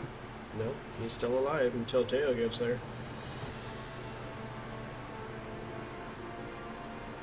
Anybody gonna Is it over? I just want to try and crack him over the head to knock him out is what I'm going for right now. Yeah, I mean, he's got 1 hit point left, so he's basically just laying on the ground and coughing out blood, and you could just kind of go over and just give him the old jab to the forehead. Yeah, I take my spear and I kind of just pin him to the ground, holding him there, and I yell back over my shoulder, Does anyone here feel like questioning an orc? I'm a little curious why they wanted to take this dwarven settlement. If it was more than meat, if it was just meat, then we can end this. I think it was just like home and they wanted like food and safety. Information is power! Knock him out! Don't kill him! You hear Dell call over his shoulder, Oi, Jellen, it's all clear now. Jellen had, as Del was saying, they had rushed out through to see what the end results of the battle were. Oh, okay. Yeah, he's a little slow at the moment. He's hurting. And also, while this is all happening, I'll say, Sebastian, take a rest. And I'll use my action to put Sebastian in the pocket dimension so he can chill for a bit. Okay. So let's go ahead and take that 8 o'clock break. We're pushing just past 8:15 here, so we're going to take a quick 2 and 2, and we'll be back here in a couple of minutes. Please go grab a soda, use the restroom, all that good stuff, and we will see you guys here in just a second.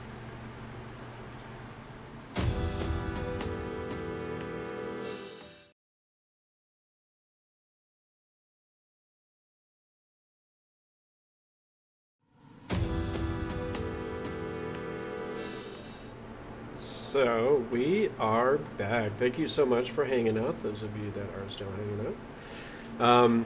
So when we just left off, we had kind of corralled this orc archer. He was the last guy that was left from this little squad of orcs that had stumbled upon you guys at this ancient dwarven shrine. And right at the moment, he is pinned to the ground, mostly dead. But not quite all dead. What would you guys like to do? How did you know about this location? Lunaria's just going to translate into Orcish because she just assumes they don't speak common.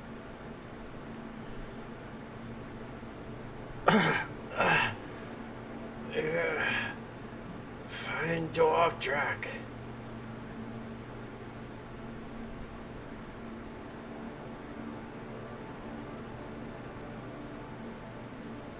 Doesn't say anything after that.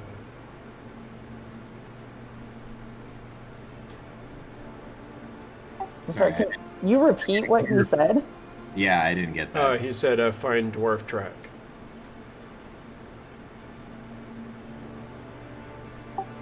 How many more of you are there? Are you a large clan? Lenariel just asks what the way she translated is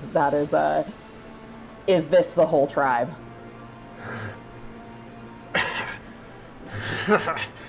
No, many more. Oh. Kind of spits out some black bud in your direction. Well, he sounds like a big tribe. How far away is their camp?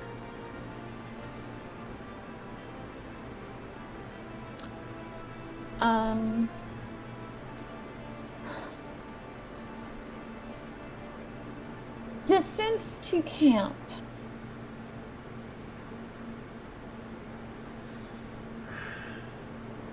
No camp. Or come down from mountain. Make new home. Take homes for orc. Why did you leave the mountain? She looks back at Teo. They all came down the mountain. Like, they're all finding new homes. Something drove them out. Orcs are coming down in droves and raiding the villages around here now. So I think we're maybe seeing some of the front runners of all the orcs pouring out of the hills from the dragon maybe rearing its head. Ask this orc if they have seen the dragon. Well, she already asked him what drove them out, like why they're coming down the mountain looking for new homes. Yeah, and he did at the same time Teo was kind of asking his question. He had been kind of just saying very quietly over and over again in Orcish the word dragon. Yeah, definitely the dragon. Kind of took their home. You guys just murdered a bunch of immigrants. Just.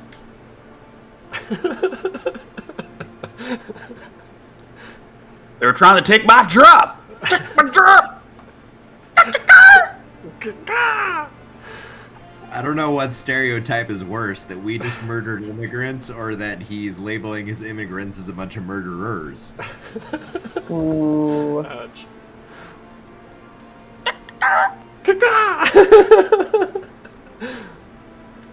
So here we are.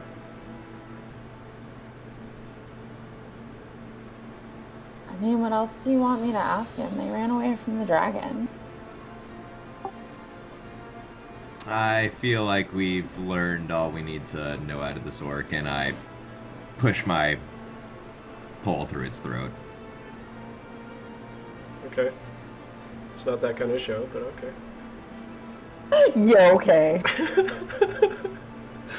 Now who are you lying to? Because you can lie to yourself all you want, but you cannot lie to us like that. As Dell runs past. It's kind of whatever kind of show you guys want it to be. I'm like, Alabaster's chest getting sliced open. Describing that. Dell runs past and catches an axe in the back, slashing it open, blood flying everywhere. Okay, can I stab him? No, that's too violent. Not for this. That's not acceptable. Yeah, so you are definitely easily able to kind of finish this goblin off. And after getting the information that you were after. So, what would you guys like to do now? Definitely a little bit injured, worse for the wear, in this camp that suddenly does maybe not seem so secure. And these dwarves that have been here for months seem to have disappeared in the night. Jellen is... I apologize. I jumped the gun and just rolled an investigation real quick to search the bodies. Okay, go for it. So you definitely start searching around. Find orcish weapons, armor, obviously, if any of that you guys want to try to salvage. You do find some, kind of meager and mostly disgusting orcish rations. And you also find some gold. You're able to find 9 gold pieces between the lot of them. And you're able to find 6 silver pieces as well. 9 gold, 6 silver. Got it. That's true. Any healing implements of any kind? Not on these orcs, no. I am gonna take the one dude's like face mask. Okay. So you stride over to where this orc's head is laying after it kind of rolled across the stone, and kind of pick it up, looking at the face. You can see that the face mask is kind of attached to the helm, but it does look like it does come off of there pretty easily. Oh, well, I'll take the whole helm. That's fine. Just gonna... Okay. Just bend it and dump the head out. Okay. Go ahead and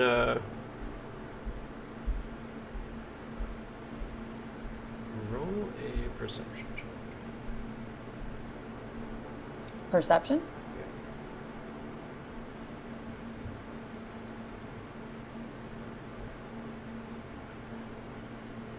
That's a good perception check.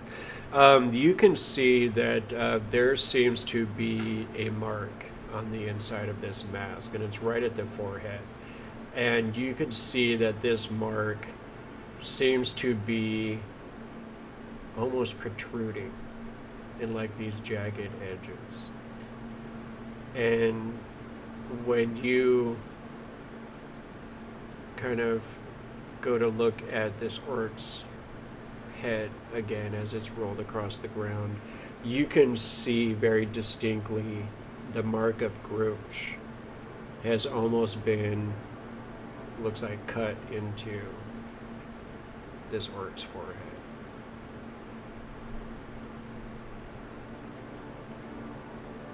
What do you find?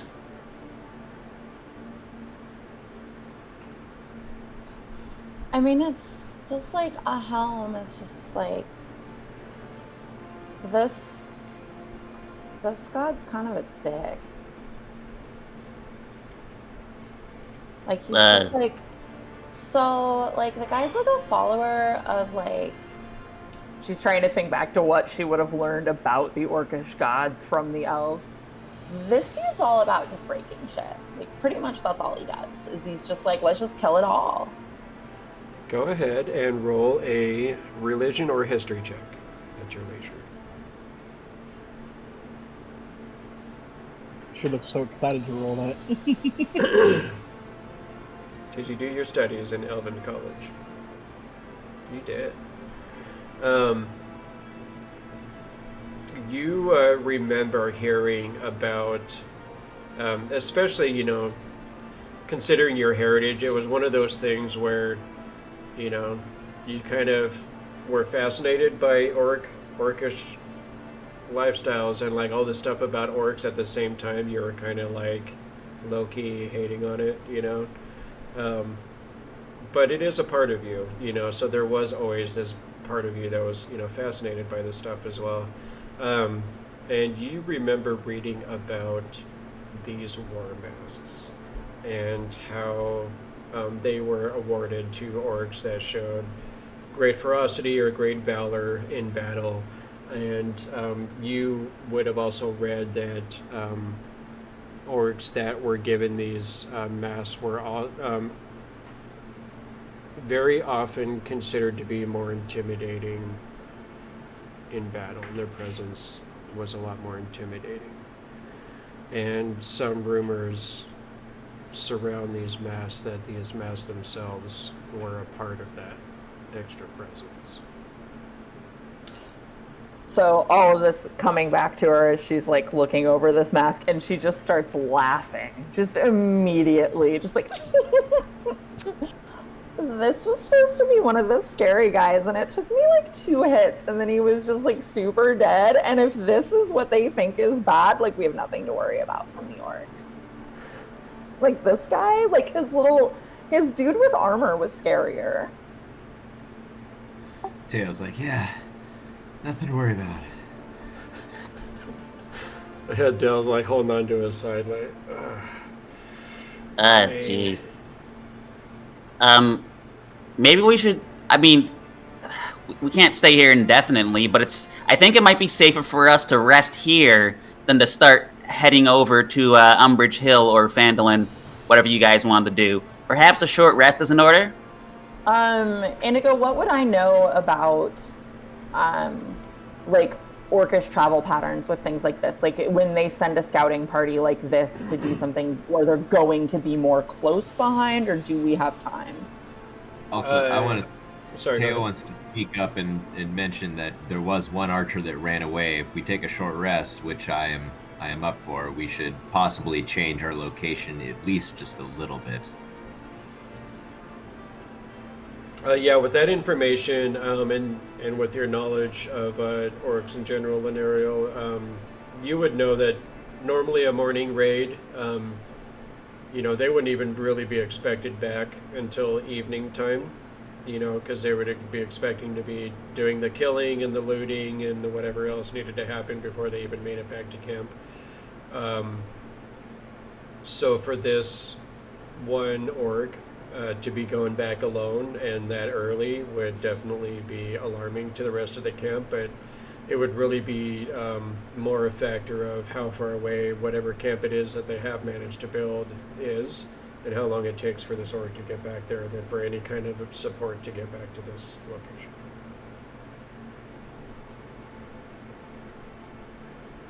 I mean, we kind of don't know where they're staying, and if they're close, he's going to be back with friends quick, but like if they're far away, we have plenty of time, so it's kind of just... It's a gamble. Pretty much, yeah. Boy, didn't... And I mean, Alabaster's here, so the deck should... Or... Alabaster, good lord. He's here, so the deck should be stacked in our favor, I think. Because, like, that's what he does, right? I think he does. I mean, he would never do that, but, like, I feel like he could do that. I don't know if he affects cosmic probability in such a manner. I mean, he did show some pretty miraculous abilities right there in that battle. But I don't know if that was actually going to affect whether or not we're lucky in this situation. Oi. Wasn't there some word about a healer over on Umbridge Hill? Perhaps we could make our way over to her. My only concern is that if something were to happen during that journey, we are all very hurt. Well, I think everybody who can did at good. least get on the road or get away get further from here towards Umbridge Hill. Yes, Teo did bring up a good point of maybe relocating for another short rest. Should we warn Norbis and Dazzlin? I think they went back into the temple, and orcs could come back here. From what you guys had found in the morning, they seem to have disappeared through the night. After a quick cursory inspection of the temple grounds, you had seen that a lot of the tools were gone, and that any presence of the dwarves seemed to be gone as well, except for there was a big haunch of meat that was left on the spit.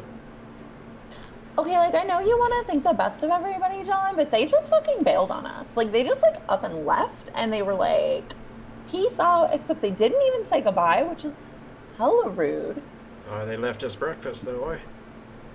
Yeah, that was slightly less rude, so maybe that balances out. I'm not sure how that hospitality in dwarvish culture works. Okay. Let's run. Just like that, Joe's like, okay. All right. So the team definitely, what does Teo think about that idea as well? Good idea to get out of here? No, that's what I think. Yeah, let's boogie over to a new location that we think will be safe to take a short rest for. I would like to relocate my key, but I don't believe we should stay right here. I agree. This is a bad location. They'll be overrunning it shortly. Perhaps we can get some of them healing potions over from The old lady at Umbragilla. We're gonna need to take a rest or two between that, but I wholly agree. Let's go! Okay. So you guys are able to take off. Hi, Quinn's brother. That's what he's just doing what older brothers are supposed to do. It's okay, Quinn. He's my younger brother. Oh, is he? Well, he's doing what younger brothers are suped to do. Demand attention. That's Either how way, works, it's right? annoying as That's fuck, how right? younger Come siblings on. So yeah, now that you said older brother, he's over here like, oh yeah, I look older. Yeah, cool, awesome. Uh-huh. Uh-oh. I ruined it for you for life. It's ruined for life. Now he's the older brother and you're fucked. All right, so you guys do manage to get yourselves all packed up and taken off out of this ancient dwarven shrine. Are you going to take any of the stuff that's here with you? There's a few tools that are kind of laying about, stuff like that. Obviously, there's that big haunch of meat that's kind of hanging over the barbecue pit there. I mean, we can eat on the way, maybe. Yeah, we all skewer ourselves a little meat to munch on while we're running. Okay. They didn't have any jeweler's tools or any tools of real use to us, though, right? Nothing super fine of that nature that they had left behind. How much of these weapons can we carry for resale? I have a strength of 18, so a lot. You could probably find a blanket or something to kind of wrap a bunch of extra weapons up into and make a bundle, tie it off with something.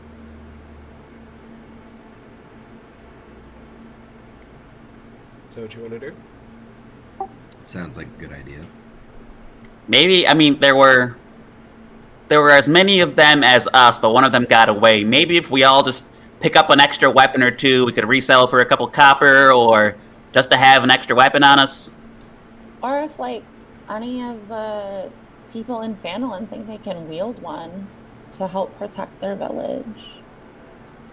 They do have some weaponry already at Phandalin. I don't know if this is any better than what's already there.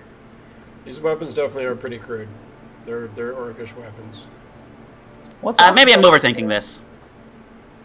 I think the mask trophy is a good idea. We should just head out.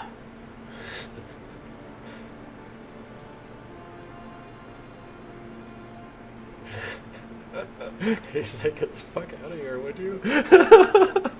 Between Quinn's brother and my cat, they're like honorary obnoxious party I'm members. surprised my cat hasn't jumped in on it.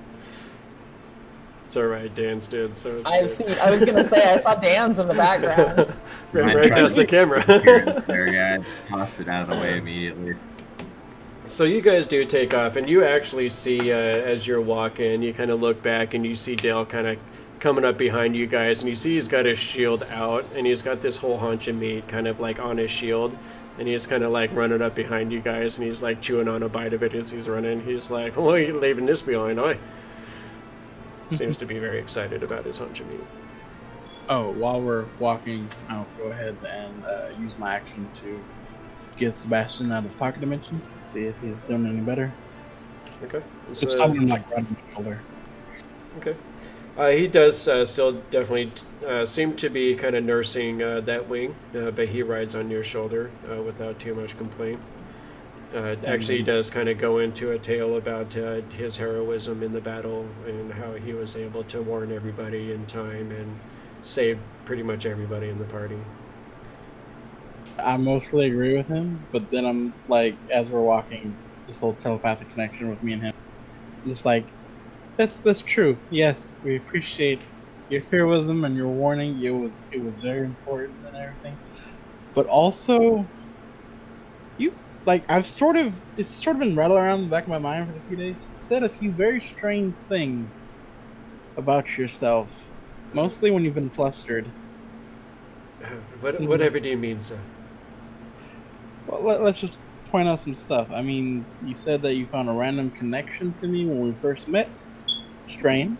Not normally how the Find Familiar spell works. Then there's the fact that you You also seem to be a lot more sturdy, which I'm grateful for, but you were much more sturdy than most familiars. Are you sure you're not hiding anything from me? Oh, I'm just a simple elf, so what could I possibly be hiding from a gnome of your grandeur and intelligence? So. I squint real hard at him. Can I make an insight check? Yes. I have not believed in it. Oh, yeah.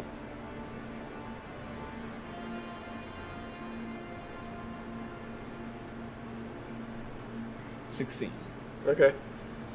He definitely does seem to not be. He's not being completely forthright, but it doesn't seem to be like he's being malicious about it. Come on, Sebastian. I can tell you're holding things back. We're supposed to be partners, companions, buddies, amigos. Well, The trust can't build when you hide things from me. well, I suppose you do have a point, sir. Well, it's gonna be a little bit strange sounding, I suppose, but well, I'm a cat, sir.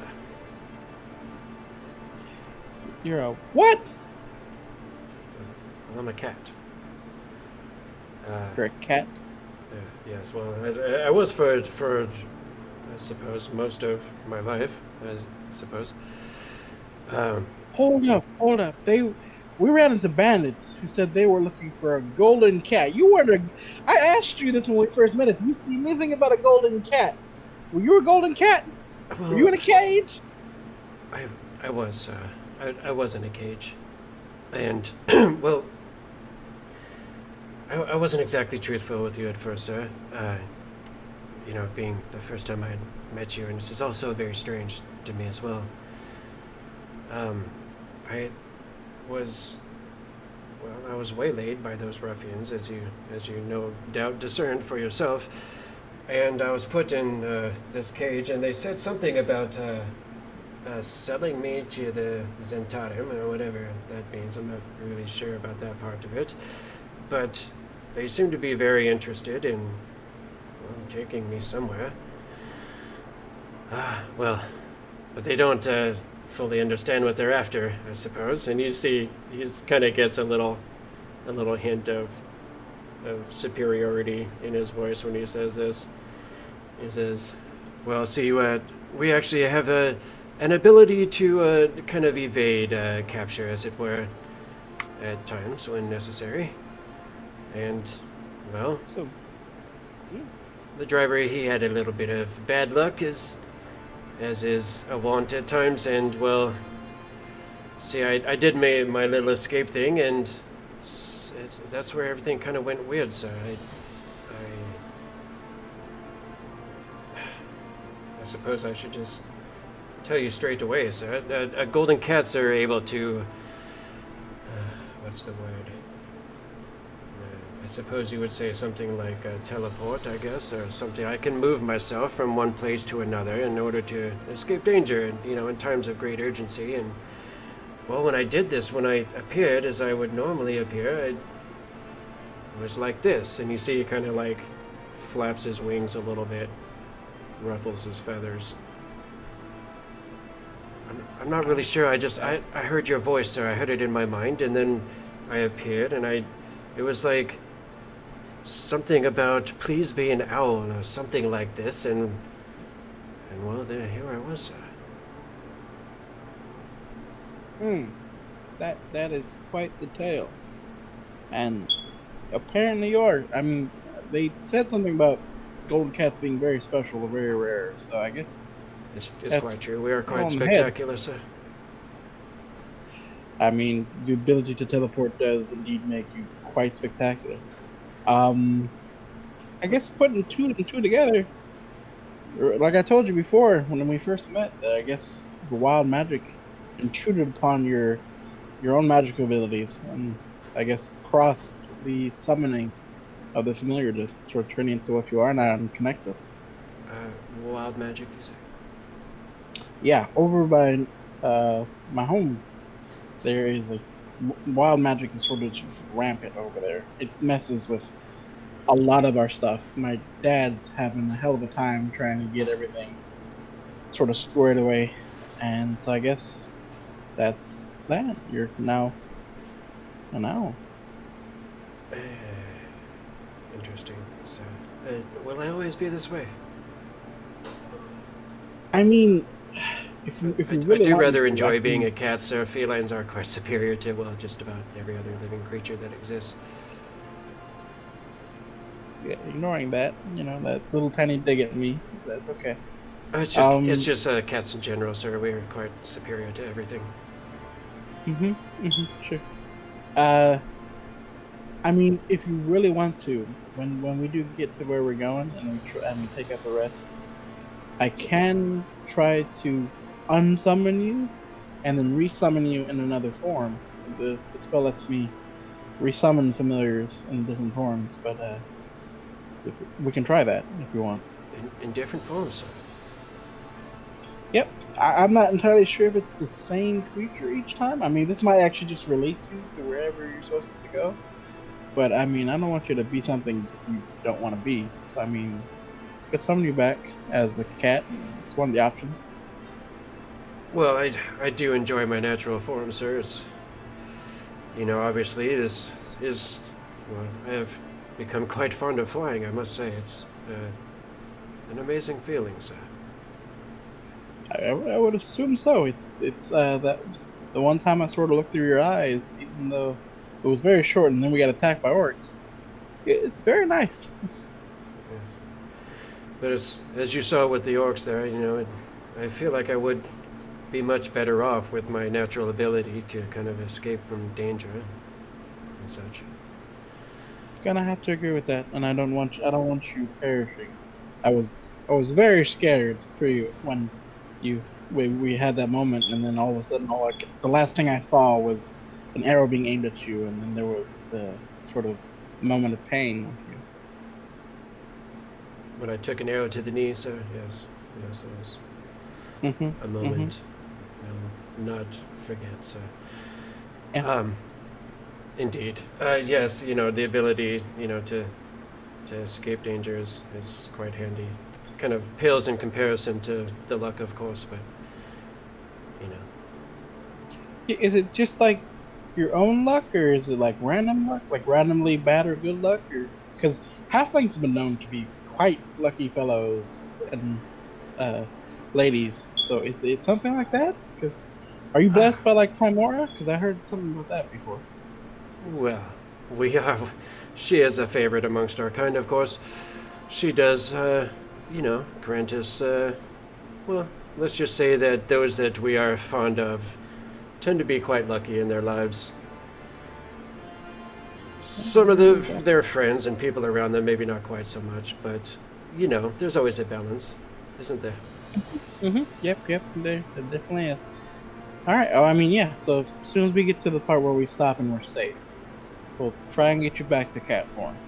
I mean, honestly, I've never seen a golden cat, and I would very much like to see that. So could you turn me into, like a bear? Like a mighty bear? I mean, I'm looking into that. Like, I like my specialty is now transformation type stuff. So maybe one day I can turn you into a mighty bear. Or But right perhaps now, a lion, and then my outside can match my inside. Yeah, no, we'll work on that. Right now, I'm sort of restricted to sort of smaller creatures, about cat size, about as big as I can go. But we'll work on that. I promise. I mean, I want to see if I can get my magic to do that too. So that's a common goal. Indeed, sir. He seems to be quite satisfied with that. So, did you guys make your way on, and you do find a spot where you're able to kind of find a little clearing. It seems secure enough for all of the martial-minded members of the party. Feel like it is secure enough to at least take a short rest. Did you guys want to try and take a longer rest, or just kind of taking an hour to kind of collect yourselves?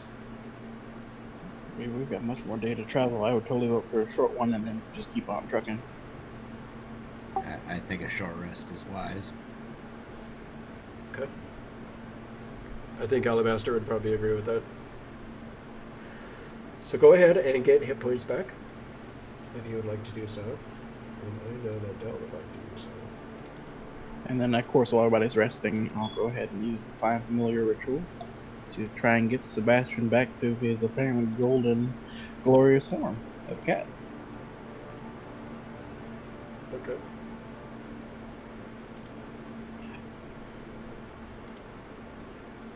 And also use Arcane Recovery afterwards. Try and get his spell slot back, because I blew my arsenal on that fight. A very scary fight.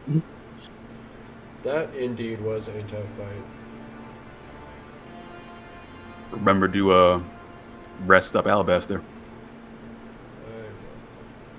Really?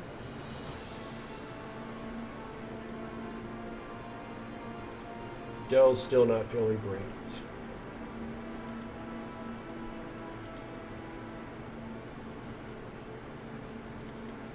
Doesn't he have more hit dice he can use?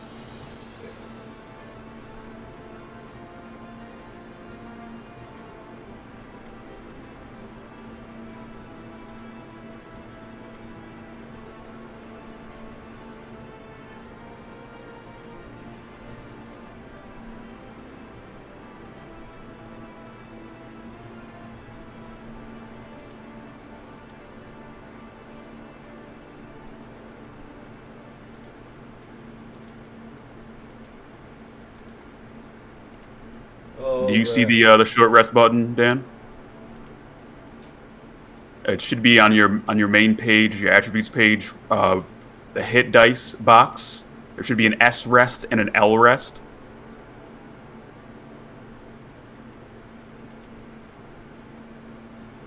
Push talk.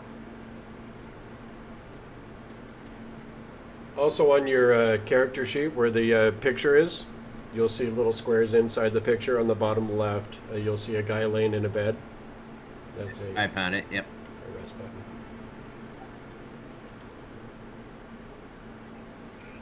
All right.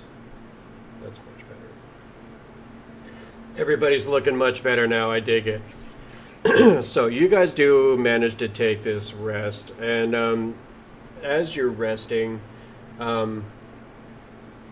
Del comes over to you, Lenario, and says,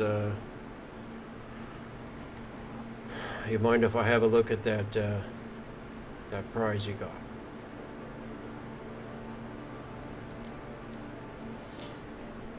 I mean, yeah, of course. So she pulls it out and hands it over. You mind if I, and he kind of takes his holy symbol and kind of waves it in the general direction of the mask. Boy, you see him kind of sit down, and he spends 10 or 11 minutes just kind of holding this mask and holding onto his holy symbol, and he just kind of starts this low chant that he just kind of keeps repeating for this 10-minute span. And when he's done, he kind of opens up his eyes, and he looks down at this thing, and he kind of raises one eyebrow as he's looking at it. Orcish magic is on this. And he kind of holds it out to you. Orcish magic. Yeah, also the orcs didn't do magic. Did somebody say magic? Yep. They have shamans enough. Would you like me to take a look at it?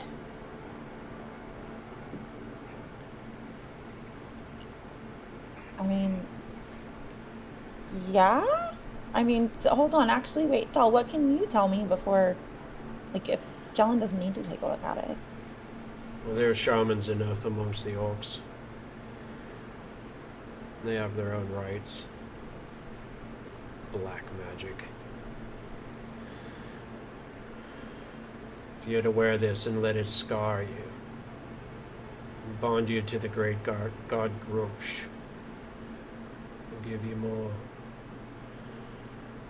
ferocity in battle, more of a presence to your enemies. If you're willing to be maimed by that one. Well, I mean, first of all, are you saying that I'm not enough of a presence in battle? Because that's kind of rude. And second, I'm not going to get an ugly scar for this stupid helm that's going to cover how cute I am anyways. Right? Like, what a waste. Totally. It's like... I would never disparage your battle prowess there, Lenariel. I'm just saying what the item does seems to bear a bit of magic to it. Could be useful though, guys, if we run into any other orcs. I mean, true, but do you really want to get connected to what you pretty much said Grimace was a burn it, kill it all type of guy. I mean, he is kind of just like a total god of destruction and stuff, but like... Why? Yeah, you're right. Plus, Well, it would be like a scar. Our goddess ploy did almost work once. I mean, if you hold on to it, if we do run into any more orcs, you don't have to wear it. You could just like have it on your waist, tied to your sash or something. That's true. That'd be pretty intimidating if they knew I was already killing their warriors. Just rest your hand on it and let them know, like, hey man, I already got one of these helmets. Did I take it from somebody? Did I earn it? You don't know. So you want her to rest her hand on her hip, all gentle and ladylike? Is that what you're saying? You put it on the helmet to let people know, subtly, hey, I got this thing. I got it. You know what's up. I'm just trying to see if I could rattle the little guy. I was gonna say, do you think I'm not ladylike? Like, come on. Come on! He just shakes his head. It's like you got like a little megaphone like standing next behind you. You be nice to him. I like Yeah! I like the little guy. Hey, Kellen. Taylor kind of like looks over at Kellen and I also look at Kellen. I'm busy with my own ritual. I got nothing to do with this. This is your little brother, isn't it? Let's see where Not right now. we see how you treat your real brothers. What? Jellen's, I was totally Jellen's- fair. He was the one messing Jellen's with no different. Get out of here. Well, I will listen to Jellen in the way that, like, I will basically tie it through my belt, so it's just like hanging from the side of my waist. Okay. Good luck. Could still prove very useful. So, I assume after this, does anybody else want to do any dialogue stuff and during the short rest, or get moving? Am I able to get Sebastian back to cat form? Within that hour, yeah, you'd be able to. Oh, how long is it? No, it takes an hour to cast, right? Takes 10 minutes, technically 11. It's an hour to cast Find as a Familiar's an regular hour spell. long It's an hour and 10 minutes as a ritual. Yeah. Find Familiar is an hour long just to cast. So you could do that. They just had wait an extra 10 minutes for you to finish up the ritual. Yeah, that's what I was saying. Sure. Okay. So as this hour and 10, 11 minutes kind of comes to a close, you are able to kind of cast this magic, and you see the Eldritch energy start leaping out of the ground, kind of at the feet of Sebastian, and he is kind of standing there, and you see him kind of like ruffle his feathers, and he kind of hops a little bit. And as this magic just kind of like starts wrapping up and around him, you see it just kind of like draw him down in it. And then all of a sudden you see another figure start to grow up and out of it. And you see like this tail sprout out of it. And you see these 4 limbs plant themselves on the ground. And then you see this cat-like face, this golden cat-like face looking up at you. And he just kind of shakes himself. Oh, so much better, sir. Jellen sees this happening and runs over. Kellen, what did you do? Oh, right. The whole mental competition. You guys heard none of what me and him talked about on the way I here. was trying to teach you the properties of metallurgic enhancement, and you weren't reacting at all. So I went to go hang out with Ariel. But what? So, turns out Sebastian's a lot more special than just being a noble owl warrior or something. Turns out, remember when we tackled the bandits near our home? Yeah, so they mentioned that golden cat, and now I see a golden cat. What is happening? That's exactly pretty much what happened. Apparently, they tried to grab him. They succeeded, and he was able to sort of get out and get away using a special ability of his races.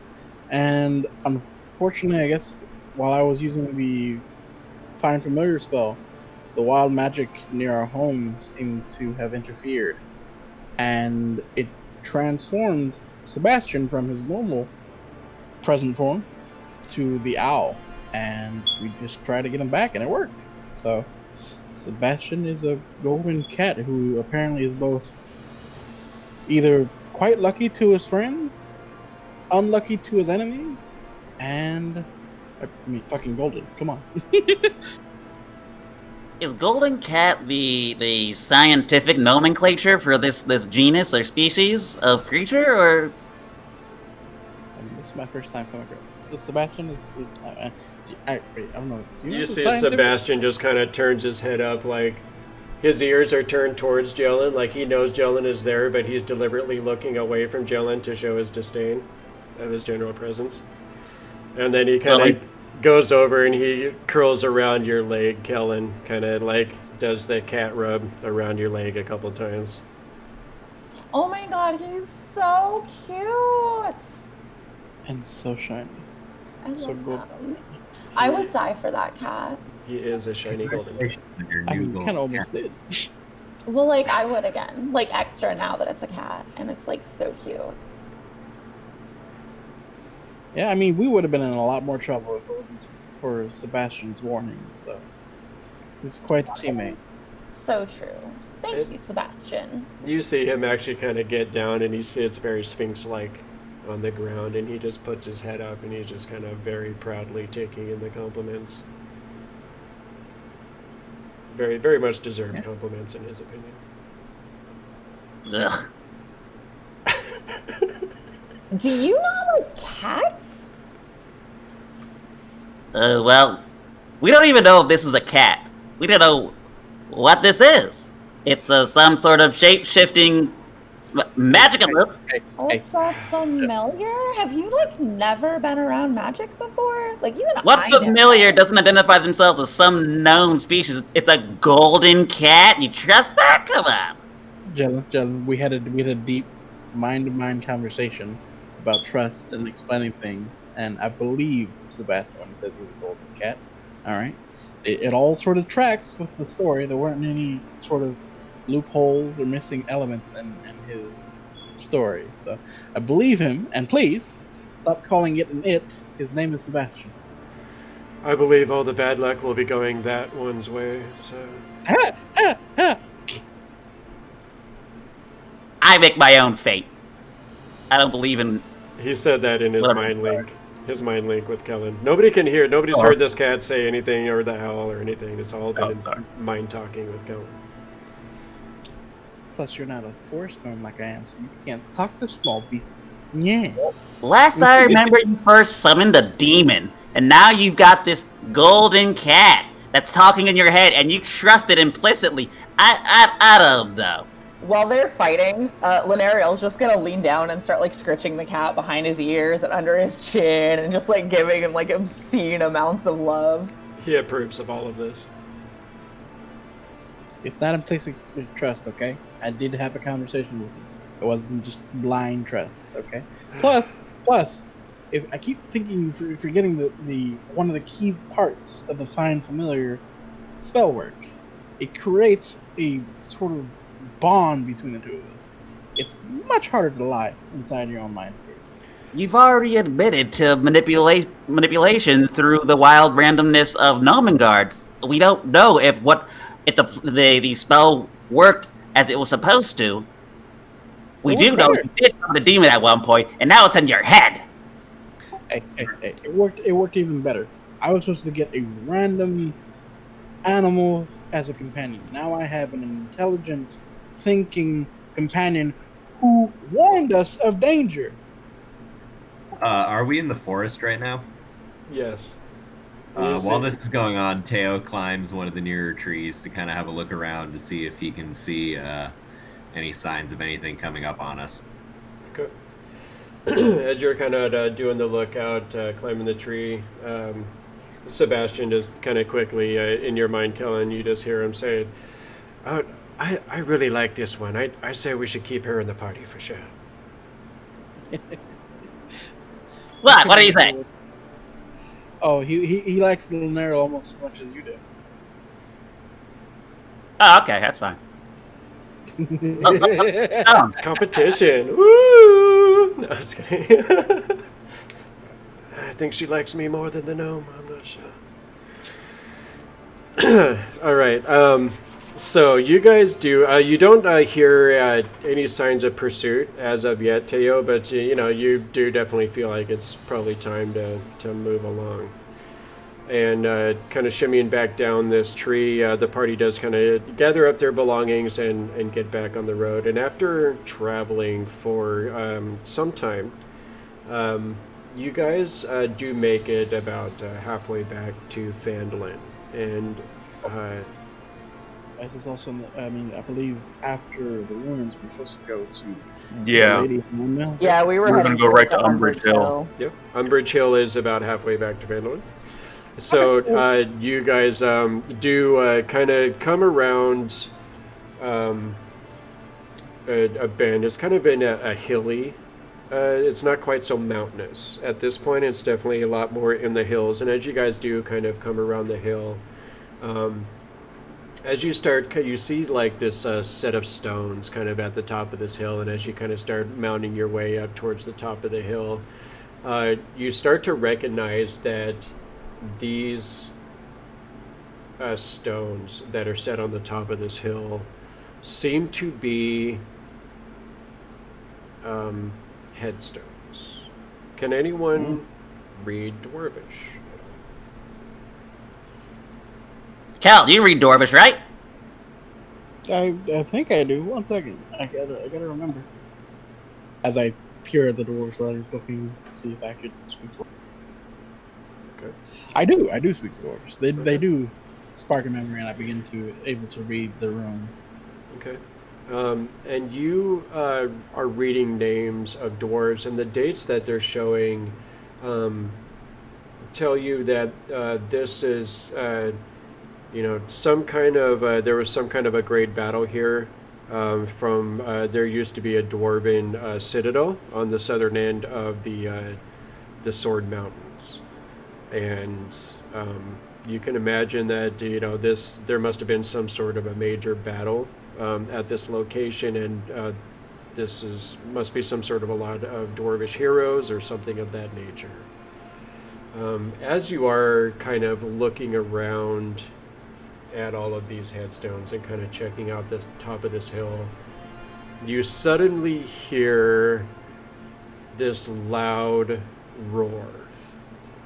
And it sounds like from a massive creature. You just hear this roar. Mm-mm.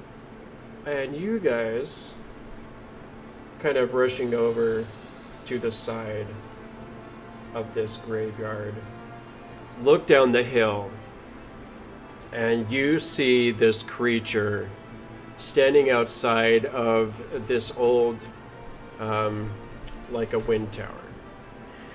And you see this creature, and it almost looks like it's got like a lion's body, but you see these huge black bat-like wings coming off of its back, and you see this tail coming off of the back of it. It looks kind of like a lion's tail, but at the end of it you see these huge spikes jutting out of the end of this tail.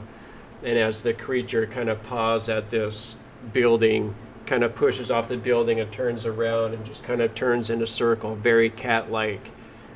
but you see a very human face on this creature and long, razor sharp, jagged teeth. Oh shit.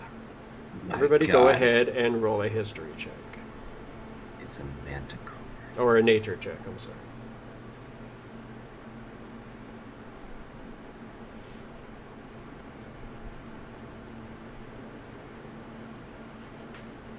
We're not talking about orcs anymore. I don't know shit.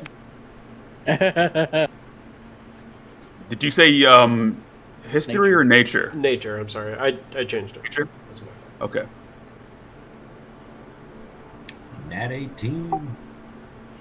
Okay. 22. So, yeah, Kellen, Jellen, and Teo, you guys all recognize this creature from stories from your past as a manticore. We had a tapestry hanging in the monastery depicting a manticore. I've only ever heard tales. I didn't even think they lived in this part of the world anymore. And you have heard that these are mighty beasts that tend to roam the mountains. And for this one to be this far down out of the mountains is extremely rare. And Must have been pushed out by Cryovane. And this creature definitely does seem to be extremely hungry. And out of the top level of this wind tower, you suddenly see this form reach out. And she's kind of reaches out towards you guys up on the top of the hill. And she just starts waving her arm frantically. She says, hello, help me, help me. Adabra? And that is where we are going to end it for this week.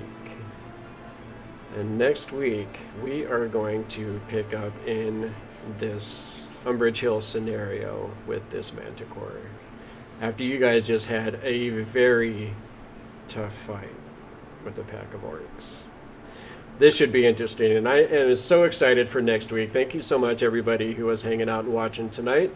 And please come back and see us again next week. We definitely look forward to picking this right back up. Hopefully Alabaster will be feeling better next week and will be able to join us. And we're going to need him. We're going to need all hands on deck for this for sure. So, but you know, a couple of big fights at the level you guys are at. Something special might be shortly around the corner. Who knows? So let's figure that out next week and come back and join us again for the Fireside Tales on Cronus World. Thank you so much for joining us. We appreciate you guys. Have a good night.